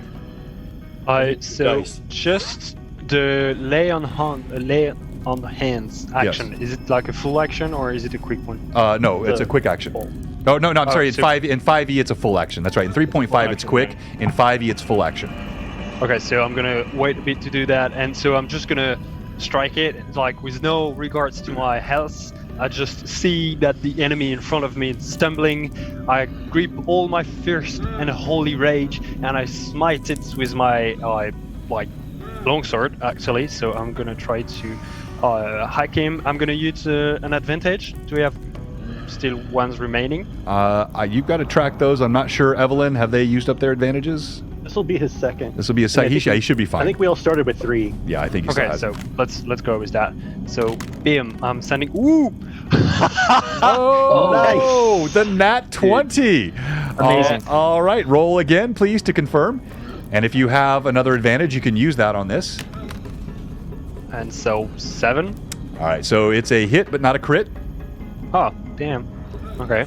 So, well, I hit him, and then I slash him with my sword. So it's a 1d8 plus 3 damage. So 7 plus 3, it's 10, and then I smite him. So it's like 3 plus 1 bonus against undead. Was it? Yeah. Correct. Yep. 4. Boom. And so 10 plus 20, 30. So as I hack at him, like my sword itself does not do much of the damage, but like comes from heaven the wrath of my god, and like a lightning of pure light just strike him and like burns is like desecrated corpse. Wow. Yeah. Good use of the GM flashlight there. I didn't say you killed him, but it is his corpse is desiccated, but he is not dead. But it's a massive blow. Holy light comes from the heavens. As it strikes the creature, it staggers back. Its flesh begins to smolder under the divine light. Now we're going to go to Locke. Okay. Okay, so like, he's engaged with. You know what? I'm going to use my bonus action to disengage. I'm going to move behind him, sneak attack. Yeah, that's good. Yeah, that's fine. You can do that. Okay, here we go. 18. That's a hit. Okay, here we go. We're going to do sneak attack damage. The dice. So 15 for 19 damage. Locke. As you sneak behind the creature, you see its flesh smoldering as beams of light seem to emanate from it. Sander crying out to his god, holy power surrounding you, sort of pushing back the darkness of this place. You slip up behind the creature, and I would like you to describe it for me, please. Sure. I take my dagger and get it right into his kidney, saw a bit, so his spinal cord just kind of and cuts in half, and I kick the lower half out from under him, so his upper half comes down to basically his head is level with mine, and then I just go behind him and slit his throat, I don't know, and then kick it over. Nice. Exactly as he described. Thunk. And with that, all of those enemies are gone, and the apparition still hovers above the altar ahead. Everything goes silent. So while everyone is looking at her, can I take a knee to the ground and lay hand upon myself to heal? You certainly can. We're out of initiative. We're not in combat now, so. So I'm gonna use it all. So to heal me for 20, and it's 5 to remove the poison.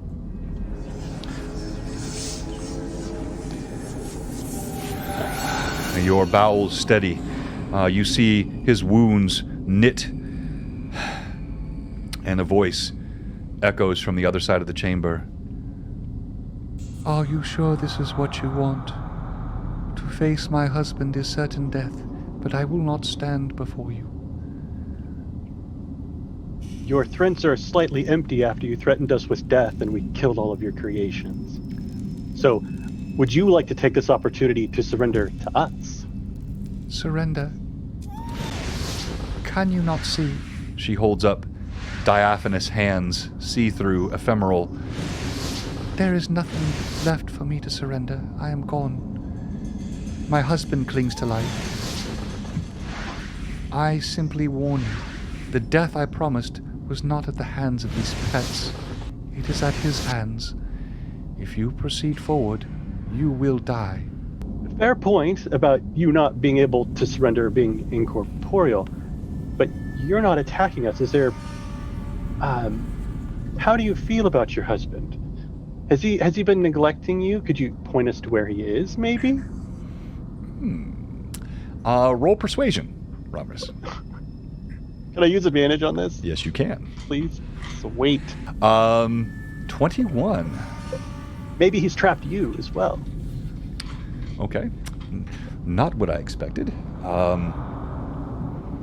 You see, she hesitates a moment, and she floats lower toward the ground.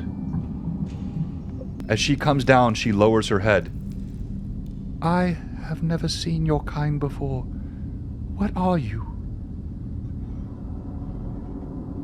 I'm a tiefling. Sort of it's long and a bit complicated. I come from another plane. Those, I think they're deep dwarves. Unless you were just curious about me, because I think they're a little strange too. I'm with you on that. Sverfneblin. Bless you. The dirty... Of course. She says, The dirty gnomes do not interest me. I like you. I'm glad that we can be friends, Mrs. But she says, But Plana, I sense that in you. This is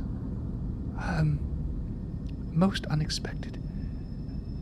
Has my husband neglected me, you asked?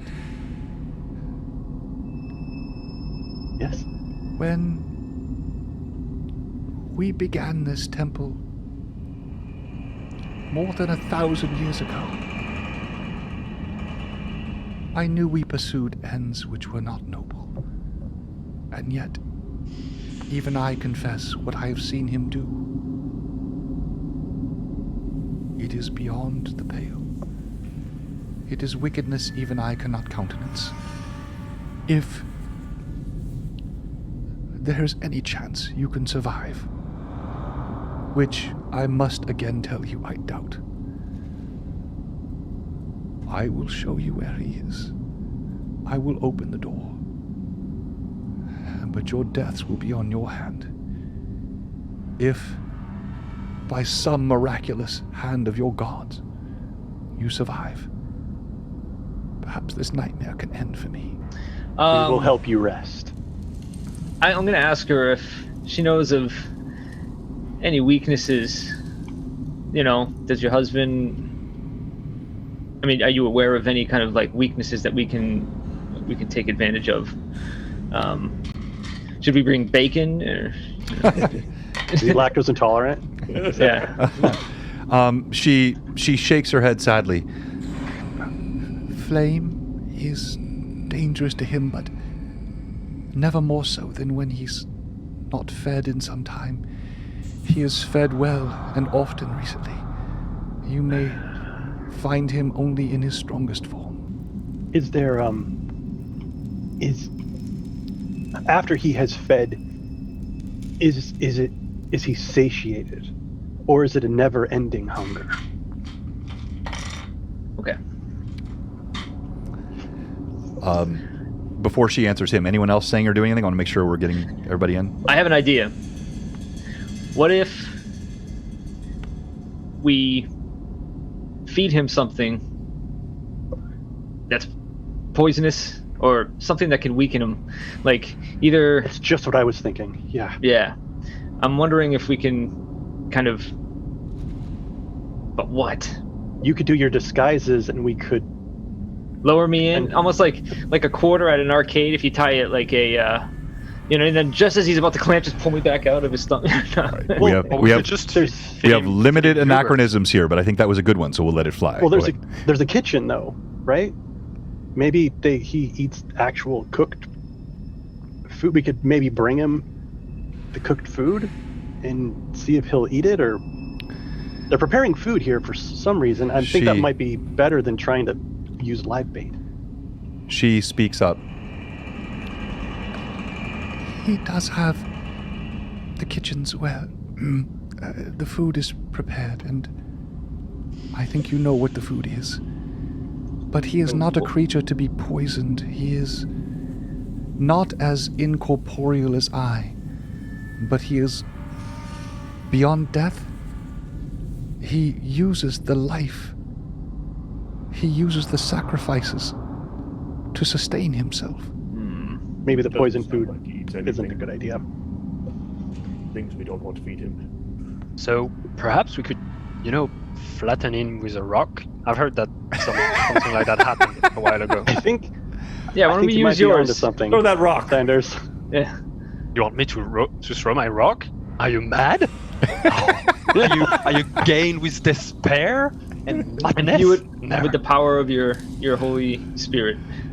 Actually, could I like cast like smite on my rock and throw it at a monster and so it explodes? It might have to be melee, but Oh yes, I can punch him rule with of cool, my man. rock. Rule of cool. Is that So what the I word- think I don't know that trying to poison it would work. Would Yeah. sabotaging his food weaken him, or should we? Do you just want to point us to the way and we can try to survive, slay it? As she speaks, it's like the sound of many voices at once. The choice is yours. And she points toward a door to her left, your right, where there is a D20 that I'm getting rid of. Or do we want to check out if we can learn anything from where the sizzling's coming from, or do we just Yeah, go find him? I'm gonna walk up to this kind of ramshackle camp area. Okay. And just do some searching. All right. No need to even roll for that. You have time. As you look through it, you see that there are places where there have been foods prepared. You do see, though, several toys, clearly toys of the children of the town of Alter, that are littered around this. Blankets. All right. It is a macabre scene. Oh boy. I don't know that we have time to go investigate where the sizzling's coming from. If he's got the children, then might move on. Are the children down there right now, you're saying? She looks down. Most are Well then. gone. There is, I think, yet one that he holds. Well then, it is settled. We haste now, we kill the foul beast, we smite it until it bleeds, and it dies, and then we throw a rock at him, and it's gone. No time I'm to following Saunders. There's a sadness. She floats up the stairs, and as she does, you see there is a huge wooden door among this ancient stone. She stands and she motions. I warned you. Your death likely lies beyond, but if perchance you can free me from this mortal plane, I will forever be grateful. Don't worry, me good lassie. I am dead and reborn through my god. I shall die again for him. She waves her hand at Sanders' words, and the door opens. Dun, dun, dun. All right, so here's the deal. I'm going to hide right now, let them go forward, and my plan is to, if they are going to battle the beast, I'm going to look around for that kid and see if I can just grab and get it out of there. All right, so you're moving through the door, right, Locke? Yeah. All right, so as you step through I'm going to let them go first. Okay. And I'm hiding behind them. I see. So you're I got you. All right, so you're going to hide. All right, so who goes through first? We're the distraction. Well, Sender goes through first. It just goes, man. Sanders strides through confidently. He's already out there. All right, Sanders, as you step in, you see there is a warm fire burning on a hearth on the other side. The room is an interesting mix of what look like standard supplies, benches and tables, but ancient stonework carved with all kinds of friezes of very strange and wicked looking. You see those same words, to live, to eat, carved all over these walls. There is a huge cage to your left, and you can see a small form huddled in the bottom of the cage. And then beyond that is a table littered with all kinds of instruments of torture, books, and a creature stands behind it. This creature, 7 feet tall. Not human, not ghoul, not skeletal, something in between. Long talons extend from its arms and hands, and as you walk in, it looks up almost quizzically at you. And I'll show you here, if you'll look to your monitors, you'll see the creature that stands behind the desk. And so I look at him, point my longsword in his direction, and say, "You! I'm gonna smite your ass!" Let's do it. All right. So this is still kind of free action time. So anybody else talking, doing anything, but we're not going to go quite to combat yet. But we'll get there in a second. I'm pretty sure. Anybody else doing anything pre-combat? Bobby's just going to point out the cage for Locke so that he knows where to go for the kid. Okay. Okay. Yeah, I am going to hightail it over there in the shadows as soon as I can. And if anybody has any, this is out of character, if anybody has any buffs or anything like that, may as well throw them on now before we get into combat. I've got nothing. Okay, alright, we're good. I can cast shield on you, like Sanctuary or Shield of Faith. Yeah, no, forget that then. Alright, we're good. All right. So as you say these words, by the way, I think Sanders' cry of smiting, that will probably reign on in all eternity for Blue Box lore. People are loving that in the chat right now. Thaumaturgy, I missed my chance. The one time I really should have Thaumaturgy on him, I missed it. Yeah, you did. Exactly. That would have been glorious. The creature looks up. You have disturbed my peace, and you bring no sacrifice.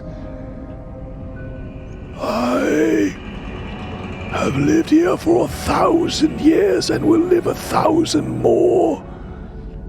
If you fall to your knees now, I will spare you, and this one. And he motions a long taloned finger toward the cage. I mean, what do you guys think? Seems like a pretty good deal. I don't think so. I guess the cycle is just going to continue, though, isn't it? So. Yes. Yeah, so we got that one, and then they're going to, send it back down at some point. I sense there is a divine puissance among you I have not sensed in some time. I will offer you a bargain this one time. What's that? Which one is he talking about? You and a long, bony, pallid finger with a black claw points towards Sander. You, Paladin, you speak of loyalty and sacrifice. I will leave this place and surrender this child if you will sacrifice yourself and show there is sincerity to your pitiful faith. Let me just roll something for myself. Okay. So yeah. So Sanders look at him and says, "Bargains with the devil stays bargains with the devil. I will not abide by your words. My faith stays true, and I will not waver by it. And my faith lengths in my friends and in smiting your ass, and I will do so."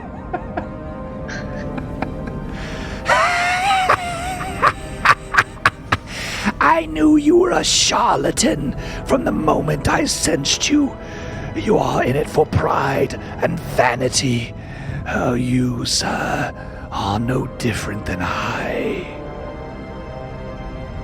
I'm going to cast Thaumaturgy on myself, and I say, "Fear not the touch of the terrible wraith. Pay by the paladin with their symbols of faith. cast inspiration on Sandy. All right, and you have inspiration, and with that, I wondered if we might avoid this combat, but no, it was not to be. And so now the total we party. might have been. Cure. I will. Yeah, I know. If I rolled higher. I know. I saw what you did. I loved it. Initiative. It is then. You stand before this strange creature. You feel its evil power. And you lost last time, John, so we're going to rotate to Don. Don, you're up for initiative. Okay, no pressure. I fell off the universe. A 3, all right. And the DM has on the die a 2. I'm not doing too well on initiatives tonight. So you do seem to catch the creature by surprise. As you step in the room, you have it. And we're going to start with you, Sander. You were up front. Go ahead.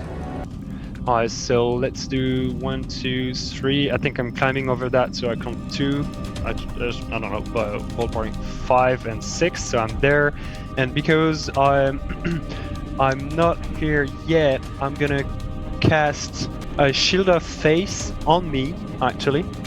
And so it adds a +2 bonus to armor class for 10 minutes. All right. Well done. So you step forward. The holy light surrounds you. You cast your spell. Your god is coming to your aid at every step of the way. I didn't realize Shield of Faith was a bonus. So you get a dash action, which is a full 60 feet of movement plus your bonus. So that can get you all the way up there as you sprint, foregoing a full round action. Yep.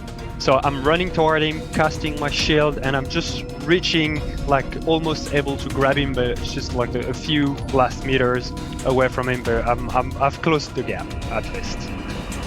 Outstanding. All right, we're going to go now to, let's see here, next in line. Let's go to Locke. Locke, you were kind of looking. Are you going to wait for your movement, or you've seen where the child is?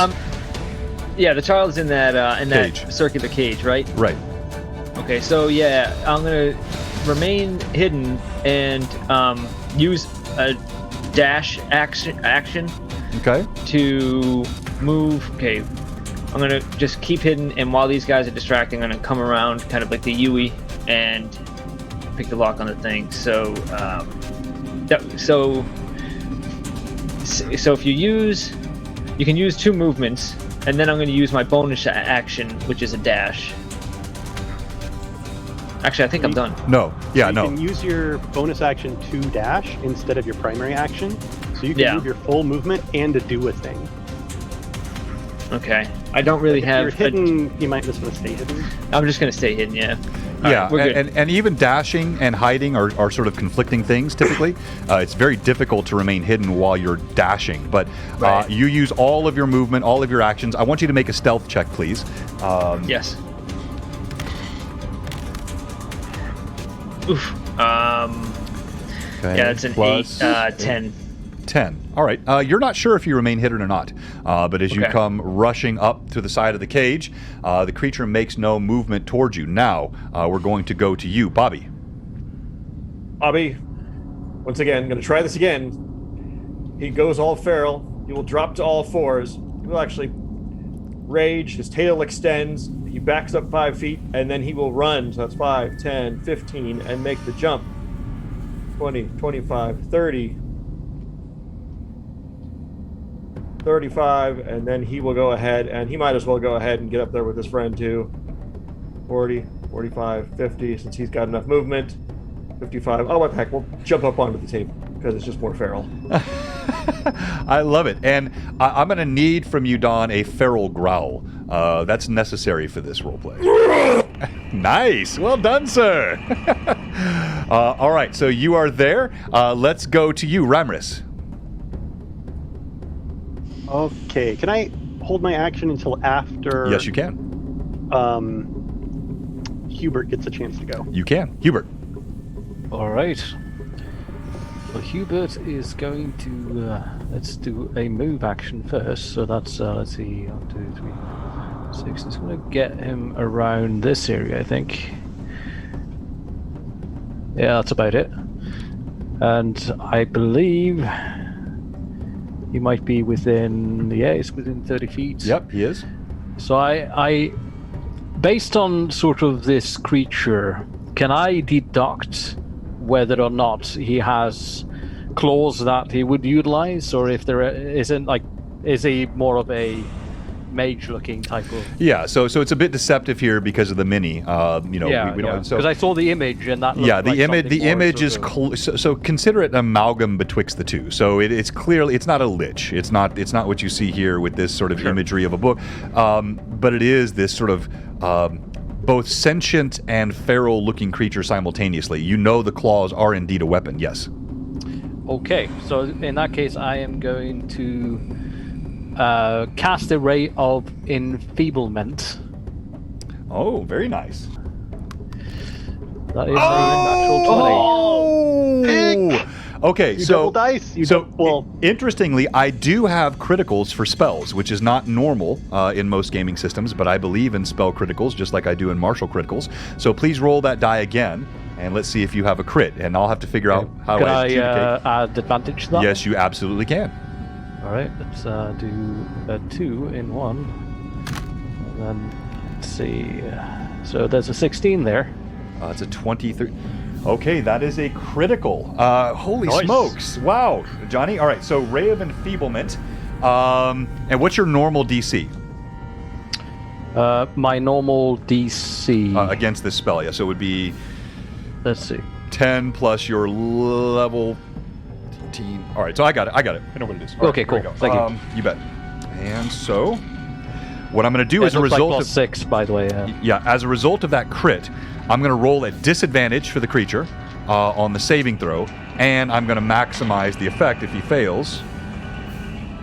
Huh. And since I'm at disadvantage, one of my dice was a 19, the other was a 1, so I have to choose the 1.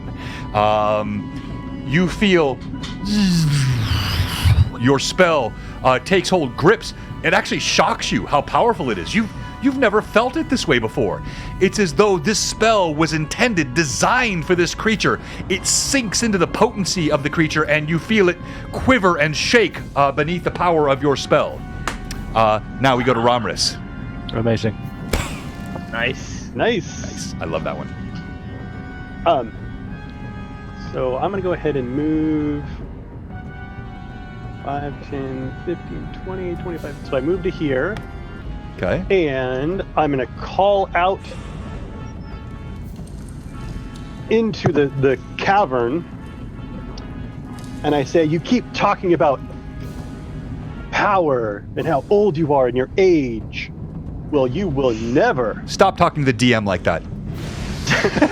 You will never face an opponent as great as I and my companions. In fact, you will never face anyone ever again. And I'm going to use my Mantle of Inspiration. As a bonus action, you can spend one of your Bardic Inspirations to grant 8 temporary hit points to up to 3 creatures that I can see and that are within 60 feet. So that's going to be Sanders, Bobby, and I think it's Hubert. Is Hubert the closest one? Yeah. Yes, that's you right. all get 8 bonus hit points. Woo! But wait, there's more. Each creature can immediately use its reaction to move up to its speed without provoking attacks of opportunity. Wow. Wow, very nice. Bye-bye. Very nice. Very nice. Very nice. So you can all move. That's an all. Tell them your what they've base won, Don. All right, that's great. I love that. Well played, all of you. Now, it is the creature's turn. Smash your ass. All right, so first of all, it had begun. You saw the claws come out. They do look dangerous, but there is energy that crackles along them as it raises its hands. This blue arc of electricity turns suddenly to a red aura of flame. I'm going to make a concentration check because the ray of enfeeblement hit the creature very hard. Could have broken its concentration, but it did not. As its hands arc up, there is a massive ray of electrical energy that flares out straight toward, it is a forked lightning bolt. One goes right toward the dwarf and the other right toward the paladin. I need both of you to make a reflex save as this lightning arcs out from the creature toward each of you. Oh, good. I get advantage on dex checks. Yep, Don't that's forget important. Inspiration dice. Yeah, I would use everything you can on this, guys. Oh, I'm going to have to use that inspiration dice I had left over that I never used. All right. What is? Oh yeah, I have inspiration. So just give me your total roll on your reflex save, please. You used the inspiration already, Bobby. Oh, did I? Yeah, you used it up earlier. With the roll. Oh, well, then forget that. 15, I can't roll 16. for crud. So that's a 7. 16 on my end. 16, okay. And what was yours, Don? Bobby got a 7. Bobby got a 7. I know, with advantage, got a 7. Oh my gosh! All right. No, You have the 8 temp hit points too. Yeah, So I know. You have to take those off first. you're gonna need those. I'll be taking that first. You're gonna need those 8 temp hit points. I'm pretty sure. All right. So this will be fun because I'm gonna pull it up here on the screen. So we're doing D6, but we need to increase the count. We're doing 6d6 as the lightning arcs out. Oh, wow. 3 1s. Not too bad. 20 points of damage. Both of you take full damage. Neither one of you made the DC save as the lightning strikes you. Powerful bolts of electricity from its hands. Your body's jolted. You stagger back. And now we go to initiative. Here we go. DM has a 4. You have a 3. Oh, I've got it again. Yes. Oh, no. This time. What else gets to try next? The creature leaps forward toward the paladin. The paladin that has mocked him, told him multiple times that he would smite his posterior in nefarious fashion. And these claws rake at you. That is a hit. That is a hit. They seem to melt through your armor like a hot knife through butter. So you need to do 21, right? Correct. That's what I've got for your armor class, right? 21? Yeah. Yes. Yep. They both hit. Damn it. Sorry. Can I use an action to defend myself, or? You don't. So you have an ability for defense of another within a 5-foot range called protection, but that doesn't apply to you. Damn it! I tried. Yeah. So okay, and let's roll damage as these claws bite through your armor. The first one does 9 points of damage. The second one, ouch, does 8 more points of damage. Well, I'm -1. You see Sander. He collapses to the ground. So in my game, -1 is unconscious. You are not dead, but you have fallen unconscious. You go to -10 plus whatever your base what's your constitution right now? Constitution is +1. +1. So -11 is death for you. You're at -1. You see Sander fall over unconscious. What's that? Get into that, by the way. The half damage. I'm sorry. What's that? The ray of enfeeblement. Yes. So the ray of enfeeblement. No, you're right, Johnny. I neglected to apply that. Please have all of that damage. He is absolutely right. Well done, sir. So all that damage is halved. The creature's claws don't bite as deeply as they might normally have otherwise, and so you are still conscious, Sander. 9. I have 8 health points. 8 hit points. And usually I don't like to know how many hit points you have because I don't ever want to be influenced with damage rolls as a DM. What happens. And I'm not even looking at your D&D Beyond character sheets here. All right, Don, you see this as the creature first bolts electricity through your bodies and then slices into Sander. What do you do? Oh, Bobby's got to try it again. He's just been running he ran the whole way up here. He goes diving at him. Going to try one more time to grapple this thing and grab it. All right. Restrain it. Come on. He gets advantage on these rolls. He's got to be able to make one of these. Damn, 20. Whoa! A nat 20! Okay, that's a 27. No, the nat 20 is the important part. So now roll again. We're going to confirm this could be a grappling critical. Golly, I don't think I've ever had a grappling critical. That would be super cool. That's a 26. Roll percentile dice for me, please, sir. You see Bobby comes leaping off the table in his beast form. 45. And a 45 on the die. Okay. All right, so you leap. You do grapple the creature. Now he's going to have to make a save. You carry it to the ground. I want you to roll a d10 for damage. Roll your claw attack. Add the 10 to it. We're going to double it. You strike with incredible, shocking force, bearing the beast to the ground. As you bring it to the ground, you hear it cry out. So that's a D10 plus the claw plus 4 more, so 13 total. Wow, okay. So I don't know if you double that. Yeah, so I've got that here. You bear it to the ground. Now we go to you, Sander. Does it need is it concentrating on any spells? No, there were no concentration spells. It released the bolt and that's it. And good question though. Is it down? So does he has a disadvantage? Yeah, so he's disadvantaged. He has no dexterity bonus. But any fumble could also be likely to hit Bobby, right? So that's the way this, because you're striking. Basically climbed on top of him. Exactly. So I'm gonna hit him, and before I say so, I say, "You smite me," and then now it's my turn. So I launch the die. Get him, my friend. Get him. 18 plus 6, it's 24. That is a hit. That is a hit. No, I smite you, my friend. And so I damage him for 1d8 plus 3, so let's do that. So it's 1, so it's 4. So again, because there is Bobby on top, I'm cautious not to hit him so I don't strike too hard, but I know what's coming next. You know what's coming next. I'm smiting his ass. So I'm taking the dice, flushing them, and it's a 25, so 29 damage. Whoa! And so the Nice. light of God shines upon him, burns his face, and as my blade is touching him, it's opening a wound that is searing at the same time. Burns him. And you see this blade come right past your head, Bobard, but does not strike you. It is almost uncanny how accurate he is. Now we go to Locke.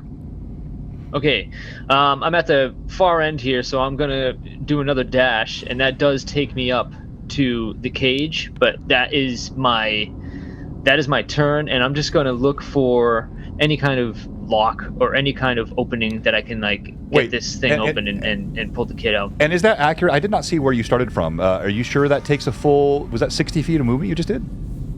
Yeah, I was on the other bridge. Oh, I see. That's right. You had gone. Okay, that's right. Yes. So I went through the other bridge. I was trying to hide, and then right. You were. Yeah. Okay. Gotcha. That makes sense. Yeah. That's gonna be a full. All right. So yes, as you come up, you do see there's a lock on the side of it. It looks fairly crude. Go ahead, okay, Romris. Great. Next turn, I'll get to work. Romris. So he can use his bonus action to dash to move 2 times his normal speed, and then he still has his action left. Right. All right then. This is the special thing about rogues is you can move way further and still do a thing. That's right. And this is a 5e part of rogue, which actually I like quite a bit because it gives the rogue more flexibility in combat. Mm-hmm. Right. I think this makes sense. So yes. They don't get 2 attacks, but they get to do this kind of crazy stuff. Right. Yeah, this is exactly what I wanted. Okay, so this is great, man. I'm gonna see if I can use my thieves' tools and open up the cage. All right. Go ahead. Roll d20. Add your. All right. Come on, man. Let's see. Okay, great. So that's 20. Yeah. Actually, that's 22. Yeah. Clearly, there was no anticipation of anything coming down here, which was capable of a lockpick. Very nice mug there. I don't have one of those. I want one. Thank you. It opens easily. Child's play for you. Okay, great. At that point, yeah. I mean, the kid's free. I guess my next turn, I'm just gonna see if I can just grab him and do a beeline. It's a her. It's a little girl, and immediately, you recognize very similar auburn hair. Her features so similar. Oh, to the doll. To the doll. Oh boy. No, okay. Cool. This is Allison's daughter. Avon. This is All Avon. Right. Well, I'm gonna calm her down. I'm gonna be like, hey, listen, just follow my lead. We're gonna get out of here. We're gonna get you back to your mom. She's crying. She's clearly terrified. It's the middle of combat here, so we'll come back to this roleplay moment, but nicely done, Locke. Let's go to you, Romris. Okay. So I see that the beast has fallen. I saw Sanders get just crushed. So I'm gonna move to. Actually, do I need to move? I'm gonna stand behind Hubert here. Okay. And I'm gonna say, is this the real fight? Is this just fantasy? Cut in your backside, no escape that you could see. Open your eyes, look up to the skies and me. You're just a poor boy, I'm here with sympathy. Because your wounds are easy come, easy go. You dodge too high, you dodge too low. Anyway your wounds go doesn't really matter to me. To me. Oh, a round of applause to Romris. That was awesome. Well done, sir. Well done. Well done. Well done. When Istallri was like, I want to make a bard, I was like, dude, out. I like thought about this in the shower and stuff. I'm like, huzzah, huzzah, huzzah. I'm gonna do 3rd level healing word. Okay. So what is it? 3d4 plus 3. So not a ton, but 9. Nice. Or excuse me, 13. 13. And the radius on that is for that catches everyone? No, it's just a 60-foot targeted. Oh, I see. Gotcha. Right. But it is it a bonus action? Is healing word a bonus action? 1 bonus action. Okay, so I can do a thing. Yeah, do a thing. So at the same time, I'm gonna say, so about that whole living another 1,000 years thing, yeah, good luck with that. I think you've got like another 5 seconds to live, and he needs to make a DC 14 Wisdom save as I do my vicious mockery on him. More vicious mockery. I love that. That's such a great spell. Who doesn't love a little vicious mockery? DC 14. DC 14. All right. Yeah. And I'm Can't really run anywhere, but I'm no longer. Oh, thank you again, Eat to Surf, another fellow streamer of TaleSpire goodness, and good to see you with us tonight. I am blown away over $3,500 given. We are 175% of our goal tonight, and we're going to raid into Jay in just a moment. We've got some massive giveaways, and we're almost done one way or another. This is a heavily powered enemy and a heavily powered party, so this will be finished pretty soon one way or the other, and we'll do all our giveaways. But thank you so much, everyone, for all the gifts. Everything, every dollar goes straight to St. Jude's Children's Research Hospital, and the mockery of the Bard has been absolutely vicious. All right, so we're going to go ahead and I'm going to roll up here on the screen. I won't tell you what his bonus is, but I'll let you see the roll here because I love these little digital dice. Fail. His bonus is not ready? his bonus is not plus 12. Skipped Hubert, by the way. Oh yeah, skipped Hubert. Oh, I didn't say. Well, he hasn't gone yet, right? So this was. No, yeah. Right. Yeah. No. We're not skipped Hubert. We just I went to him first. We're coming to Hubert next. So. Oh, sorry. Yeah. No. So tell everyone the effect of your vicious mockery again, please. So the effect of it is like I just make him feel real bad. I make him finally sense the errors of his ways and that all the wrong that he's been doing in the world, and he has a turn of faith. Or if he's not dead, he has a slight realization that maybe he actually is the effing bad guy. All right, let's go to Hubert. Go ahead, Hubert. 7 damage. 7, got it. Alrighty, let's see. Okay, so I think I'm just gonna start running up towards him as well. Let's see how far we can get. Alright, let's do some ruler. Let's see, I can probably... You got to love the ability to see your radiuses and your distances and angles is so easy in TaleSpire. I didn't even realize how powerful this was until maybe the 4th or 5th time I'd used it, and it is just incredible. Yeah, that should be fine. Yeah. I'm just gonna run up here. Okay. Anything else that you're doing? Let's see. I was thinking about maybe trying to hit this guy with my hammer. All right. So just a regular. Because I got him pinned down. Was that sorry? Yeah, Bobby is still on top. I got him pinned down. Right. Okay. Maybe I just should give myself some more temporary hit points and then wait around. Just why not? Yeah, let me do that. I'm gonna cast. What was it? Let's see. Get him, Hubert. Oh, how did that pop? I didn't know you could chat in here. That's awesome. Oh, yeah. If you hit enter, it'll appear above your token. Oh, I've never done that before. That's awesome. Smite him. Okay. Let me hear it, Charles.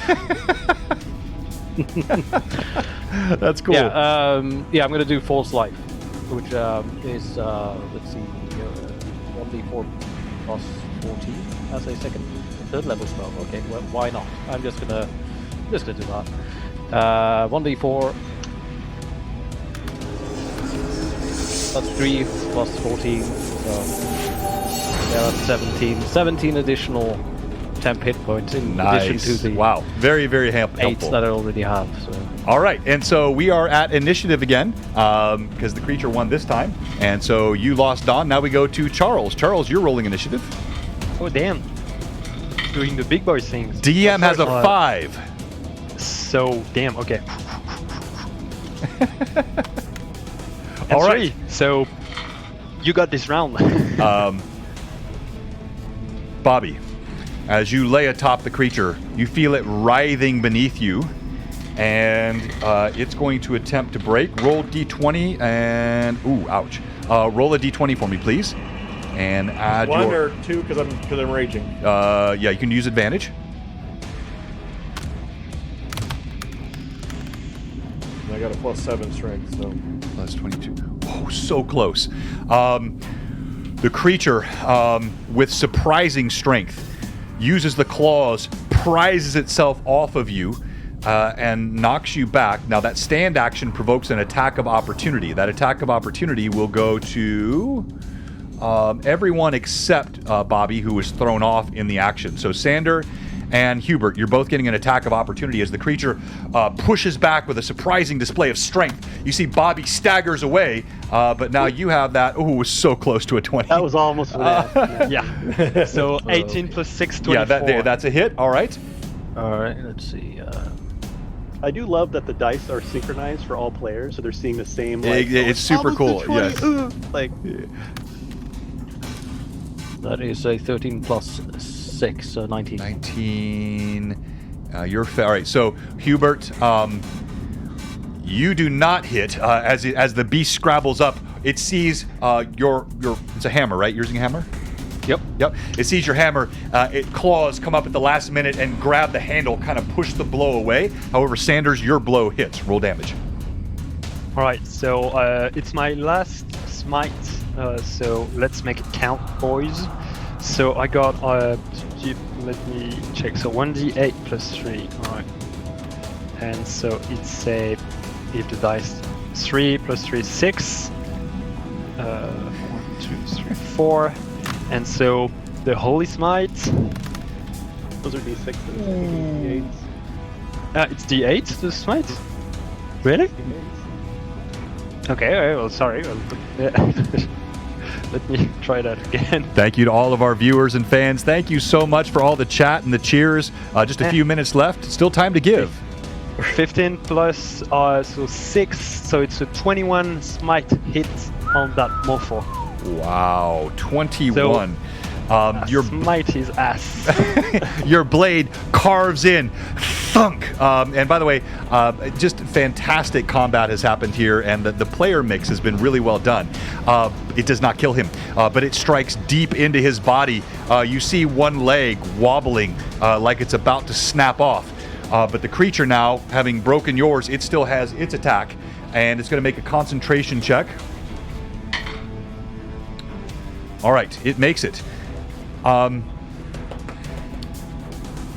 2, 3, 4. All right. You. Bobard. Me? Bobard.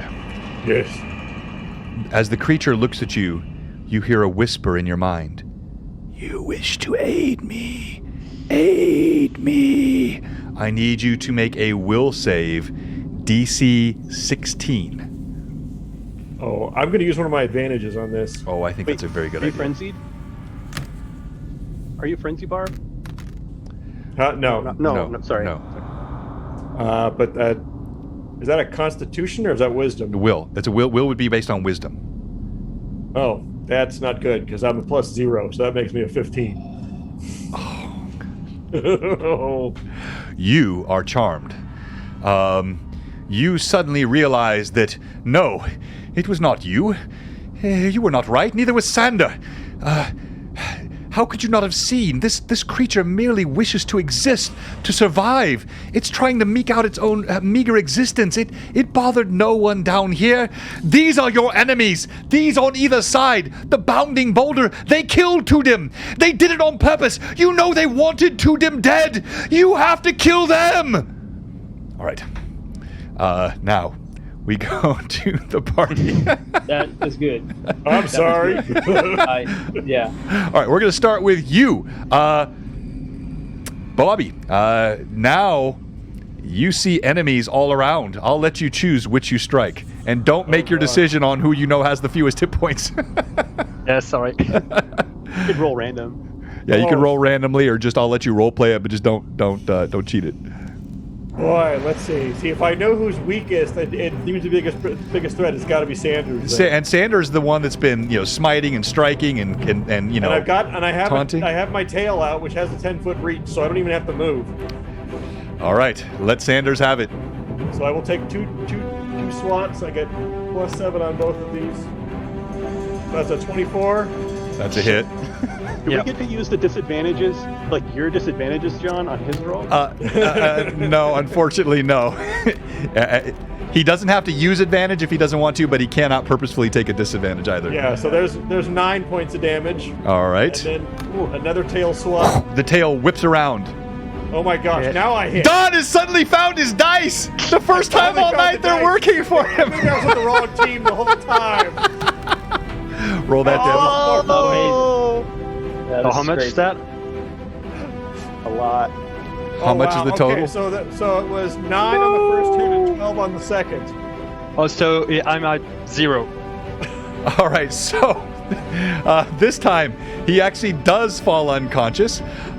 Sander falls over, not at the hand of the creature, still struggling with its enfeeblement, still clearly weakened not only by the blows but by the power of Hubert's spell that has hit him. But it is now Don. It is his Bobar that has struck Sander not once but twice and felled him. The paladin falls over to the ground, and with this, there's a sense of turning of the tide. We go to Hubert. Okay. Yes, I'm gonna ignore Bobby for now, and then go for an attack on the body. Roll to hit. So I'm just gonna roll a. Let's see, where did he go? If you have any advantages left, it would be a good time to use them. I've used one so far. Oh, then you still got them. And Jason, I see Jason is hiding in shadows as his character is. Well done. Oh. All right. So that is a 13 or a 5. So 13 plus 6. So that's a 19. 19. Let me see here. So yeah, that actually is going to hit because he has pivoted with that spell. I should have turned his. So you're kind of side flanking him here as he focused to concentrate on Bobby. And so that is a hit. Roll your damage. Okay, let's see. Okay, so it's not like a ton on my hammer, but let's do. So it's 1d4. That's so 5. Okay, your hammer strikes true. Well done. A good solid blow to the side. Now we're going to go to Locke. Locke, you stand at the side of the cage. The little girl, she kind of creeps out sobbing. All right, I'm going to, let's see. I'm going to move on top of the table. And as I'm doing that, as I'm moving, I'm going to just tell her to run to the handsome guy with the horns, quickly. Well, words you don't normally hear. She looks a bit confused. Hold on. Yeah, she actually does. She starts turning. She runs toward Romris. All right. I'm 5 feet away from. Actually, okay. So I should have said. Okay, so I'm gonna move. As I'm moving, I'm gonna move. Let's see. 1, 2. Stand on the table behind him too. Yeah, right there. Yeah, you could get up there. It's pretty crowded, but you can leap up on that table. So you guys see this. Locke turns, runs from behind the cage. Boom, boom. Go ahead and make a dex check for me, Locke. It's not a difficult one. Roll the d20. Just make sure you roll underneath your dexterity is what we're doing here. Yeah, you're fine. Boom, boom, boom. Yep. Leaps up atop the table. Now you can roll to hit. Okay, I only used advantage once. I'm not sure if I still have some, but you do. Yeah. Okay. All right, so I'm gonna backstab with advantage. Okay, yeah, definitely hit. 17 plus that is 7. That is a definite hit. Okay, here we go. So 1, 2, 3. Come on, big dice.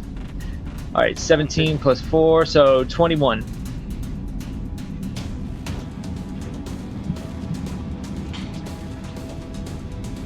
Locke, tell me what it looks like. Oh, yeah. Oh, no, not me. Yes, you leaping up after Sander did all the damage. After Sander hacked away at it over and over again. It was the tiny little rock gnome leaping up top. But no, clearly the creature had been damaged heavily. It was weakened. With I do a ray of enfeeblement, like Hubert did, it's more than just a decrement on damage. It affects all stat blocks. And so it was definitely weakened. And yes, you, my friend, have done it. I would like you to describe the whole scene for us. All right, so Locke jumps on top of his shoulders, almost like a kid on top of somebody else's shoulders. Takes his dagger, stabs through his skull, and as he's in his kind of like death throes, I kind of turn to each of one of my companions and be like, "I'm a bit of I'm children. I'm so tough." And then just kind of jump off. And with that, there is an eerie stillness. Romris, you see this little girl come running towards you. She throws her arms around your legs, even as Locke dances atop, taunting this creature that has been felled now and slumps to the ground. I scoop her up and I turn her head away from what Locke's doing. Okay. Well, well done. It's okay. And look, guys, we are well over. We're 50 minutes past when I wanted to be done, and in particular, I'm sensitive to those that are overseas and are up super late tonight. So let me just give you the concluding narrative here. Well done by the company of the Bounding Boulder. This easily could have been. Just revivify first, just to get him back on his feet. We're going to go quickly around the room. So I'd like each of you to tell us your socials, kind of what you do, what you want us to know, and then tell us why your character should be Stream MVP tonight. Let's start off with you tonight, Don. Why should you be Stream MVP? And tell us about what you do. Why should I be Stream MVP? Well, because I got the first critical tackle. Of course, the only thing I hit with the whole time, but our socials are, everything's Tales Tavern except for Twitter's for some reason Tales Tavern 1 because that Tales Tavern was taken. But yeah, I basically, built and run Tales Tavern and love it because I want to support this software and doing everything I can to make it as usable for everybody out there. And just glad to be part of this community because it's an amazing community all around. I mean, there was just nothing like it. So that's it. Let's go to you, Charles. Well, why Sander should be a Stream MVP? Well, I think it's pretty clear. He has a shiny rock and he smite your ass. And I think, can you add more to that description? Like smiting asses, getting shiny rocks? I think that's all you need to know. And with that, I rest my case. Flirting with pretty ladies. Heavy winking. Yeah, Dangerous lots winking. of winking, yelling drunkenly out the window. Yeah, I mean there was I a think lot. he loses points for grabbing my crotch. he does lose points for that. That's true. Now tell us that about was implied in the winking. Now tell us about your socials and what you're doing as well, Charles.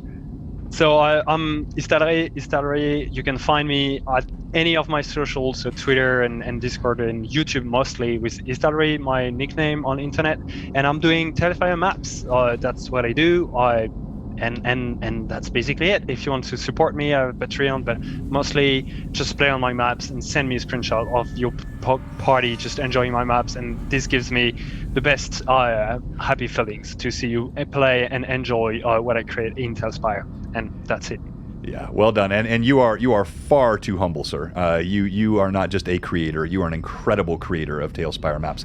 All right, let's go to Johnny, and Johnny, he's staggering to stay awake. It is 1 o'clock, I think. Your time is it 2? What time is it? It is closer to 2. Closer to 2 o'clock a.m. in Norway. I'm going to get a nasty gram from him after tonight. I know I am, but I'm sorry, sir. But go ahead. Tell us about you and why you should be Stream MVP, and then anything else you'd like us to know. Yeah, so I guess anything TaleSpire is sort of where I hang out. I do have my own Twitter account, which is Johnny Ree, but it's not particularly active. So yeah, just check us out on TaleSpire. Go visit Discord. People are really active there. It's a great community. As far as sort of most valuable player, it's a bit of a cop-out, but I really don't think that I should be. So that's going to be my entry. Well, then would you like to tell us who you think should be? Who I think should be? No. Okay, fair enough. All right, let's go to you, John.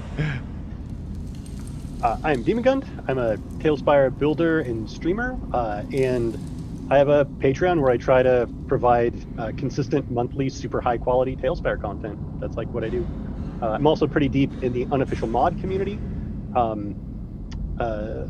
Yeah, and you can find me on Twitch at Demon Gun, Instagram at Demon Gun, Twitter at Demon Gun, Patreon at Demon Gun.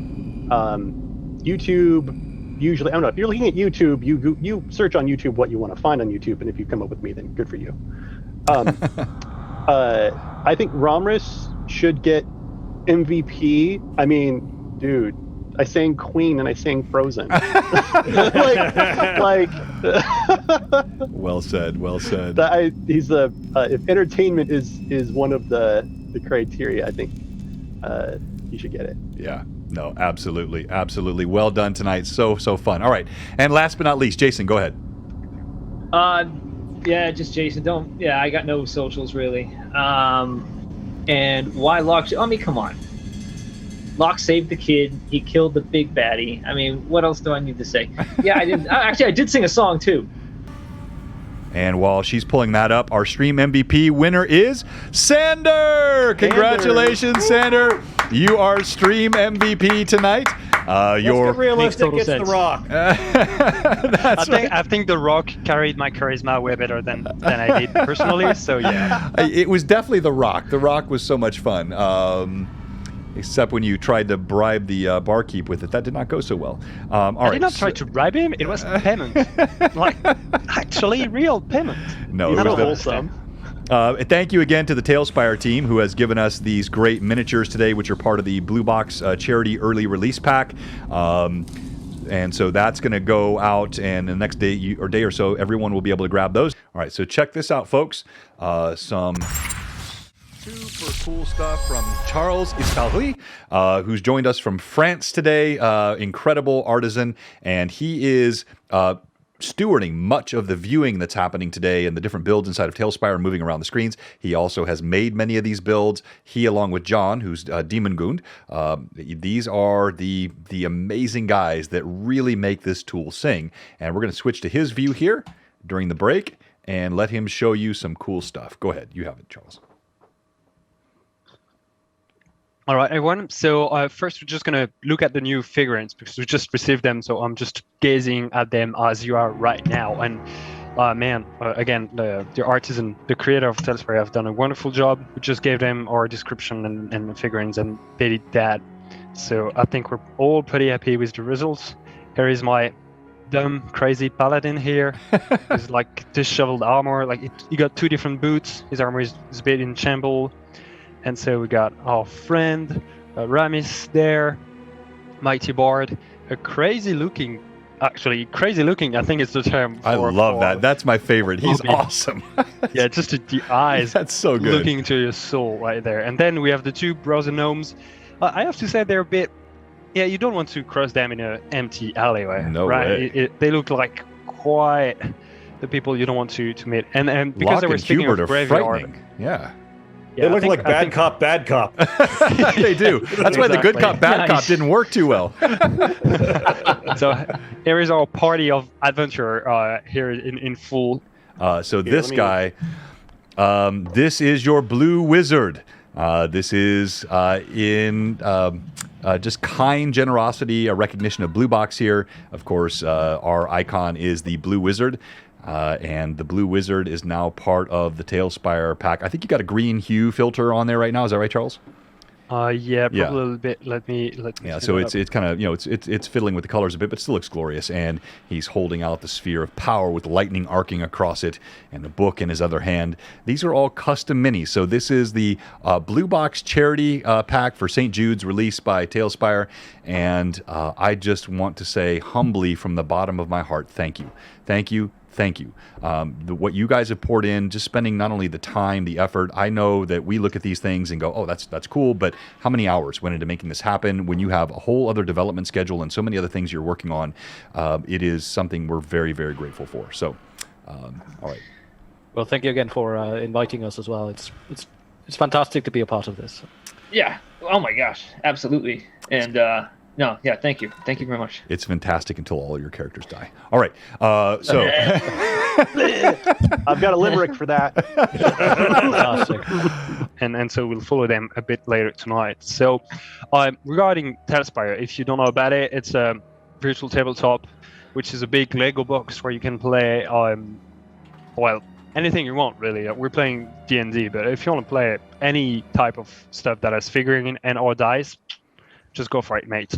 So here is a little place I did. It's like a druidic circle with stone and everything. But what we're playing on today is actually this big space. So we have the bridge, and we have the Owl Island, is it called? And so we started the show on this bridge. So but now it's the town of Alter tonight on our stream. But yes, it's Owl Island as a slab, as a board. You can find that on any of the available places where these slabs are hosted, like Tales Tavern. And we also have Tales Bazaar, which is a good friend and part of the whole Bouncy Rock community. So this stuff is available. It's so easy and free. You grab it, you pop it into your TaleSpire instance. It is incredible. Sorry, go ahead. And so no issue. And so this bridge I built and I just assembled all in TaleSpire. It's also very easy. And actually this bridge is just like the same bridge copied and pasted 3 times, and you don't realize it that much. So you can easily create stuff, really. It's no matter. And so we can go through it, a lot of details, and we try at least.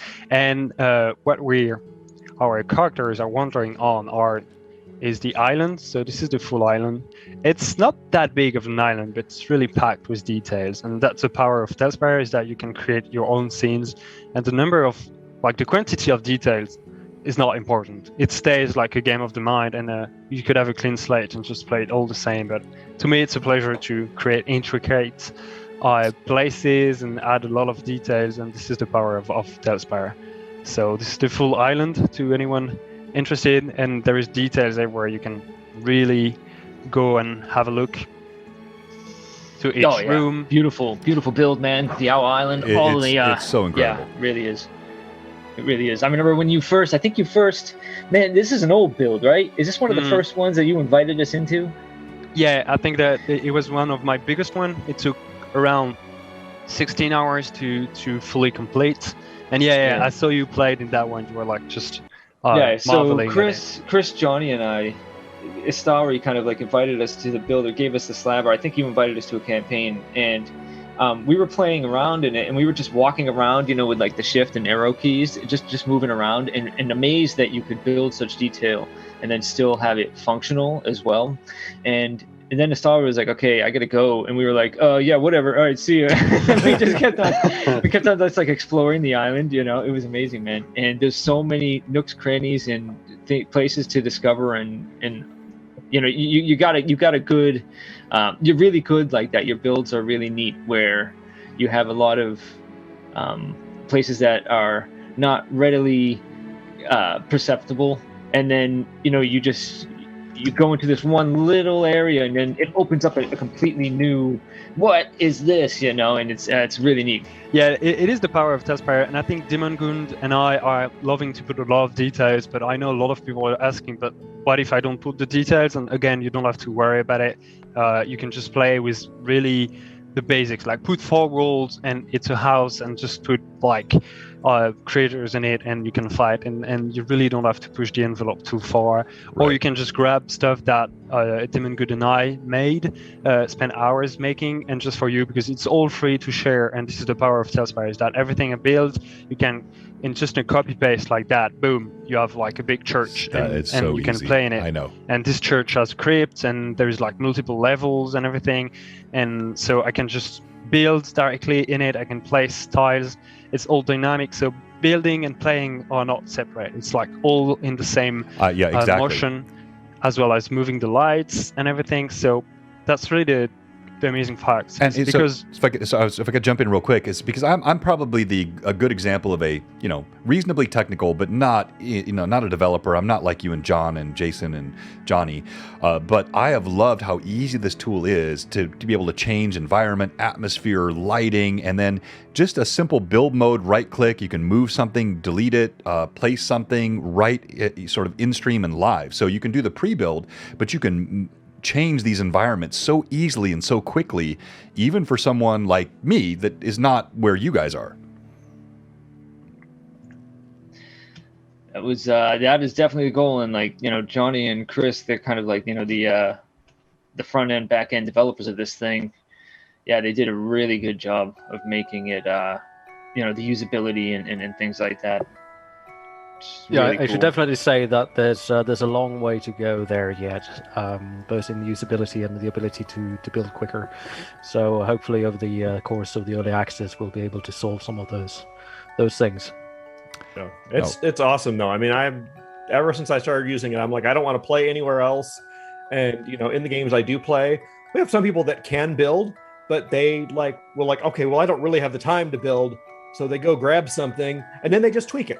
Yeah, exactly. That's what I do. Yeah, I added a couple rooms, I emptied some things out, and it's a whole new play. How many slabs you up to now at Tales Tavern?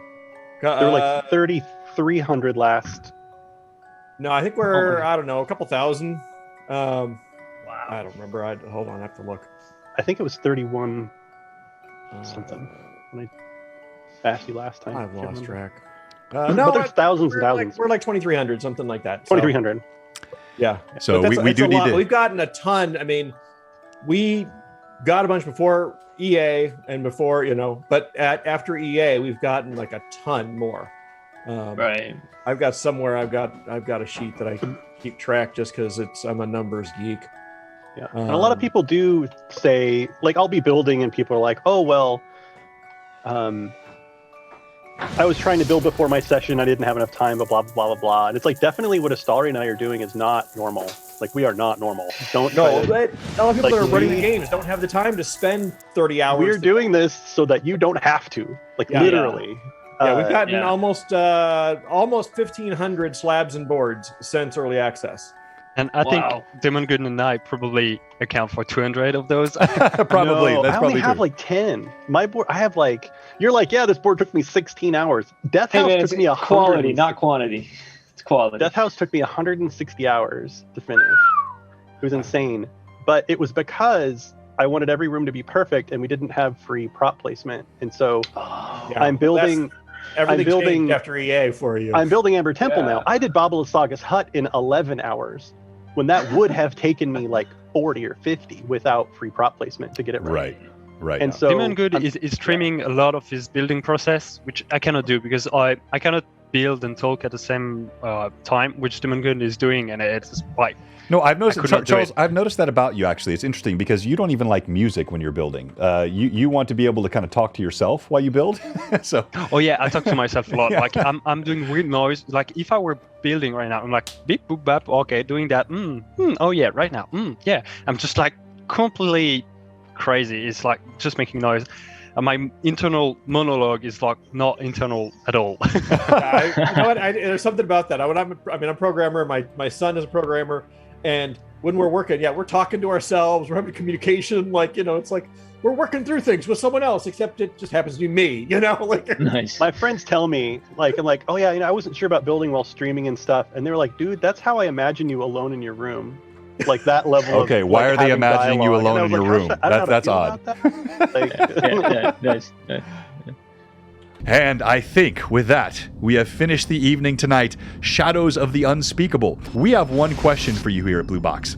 If you've watched this show tonight and you're not a follower, or if you're a follower and you're not a sub, or if you're a sub whose sub is expired, or if you are not playing TaleSpire, we have one question for you.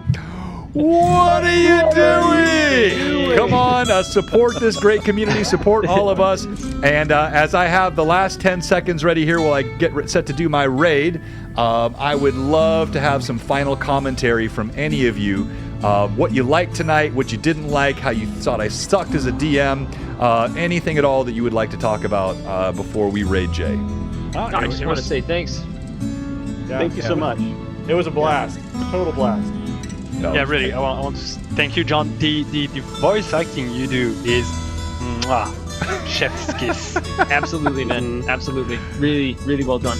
You guys are too kind. After all that singing and the bardery stuff that you did, it was incredible tonight. And look, I know, again, it was so late. I'm tired as well. Honestly, I put a lot of effort and time into prepping for this as well. And I was nervous all freaking week. I don't know why. I don't get nervous about this stuff anymore, but I just really wanted to have a good showing for St. Jude, and I wanted to make it worth the time that you content creators have put to being with us today, and I definitely think that it was. So we're rating Jay right now, and I just want to say thank you again. Great show tonight. Love all of you, and here we go. Boom.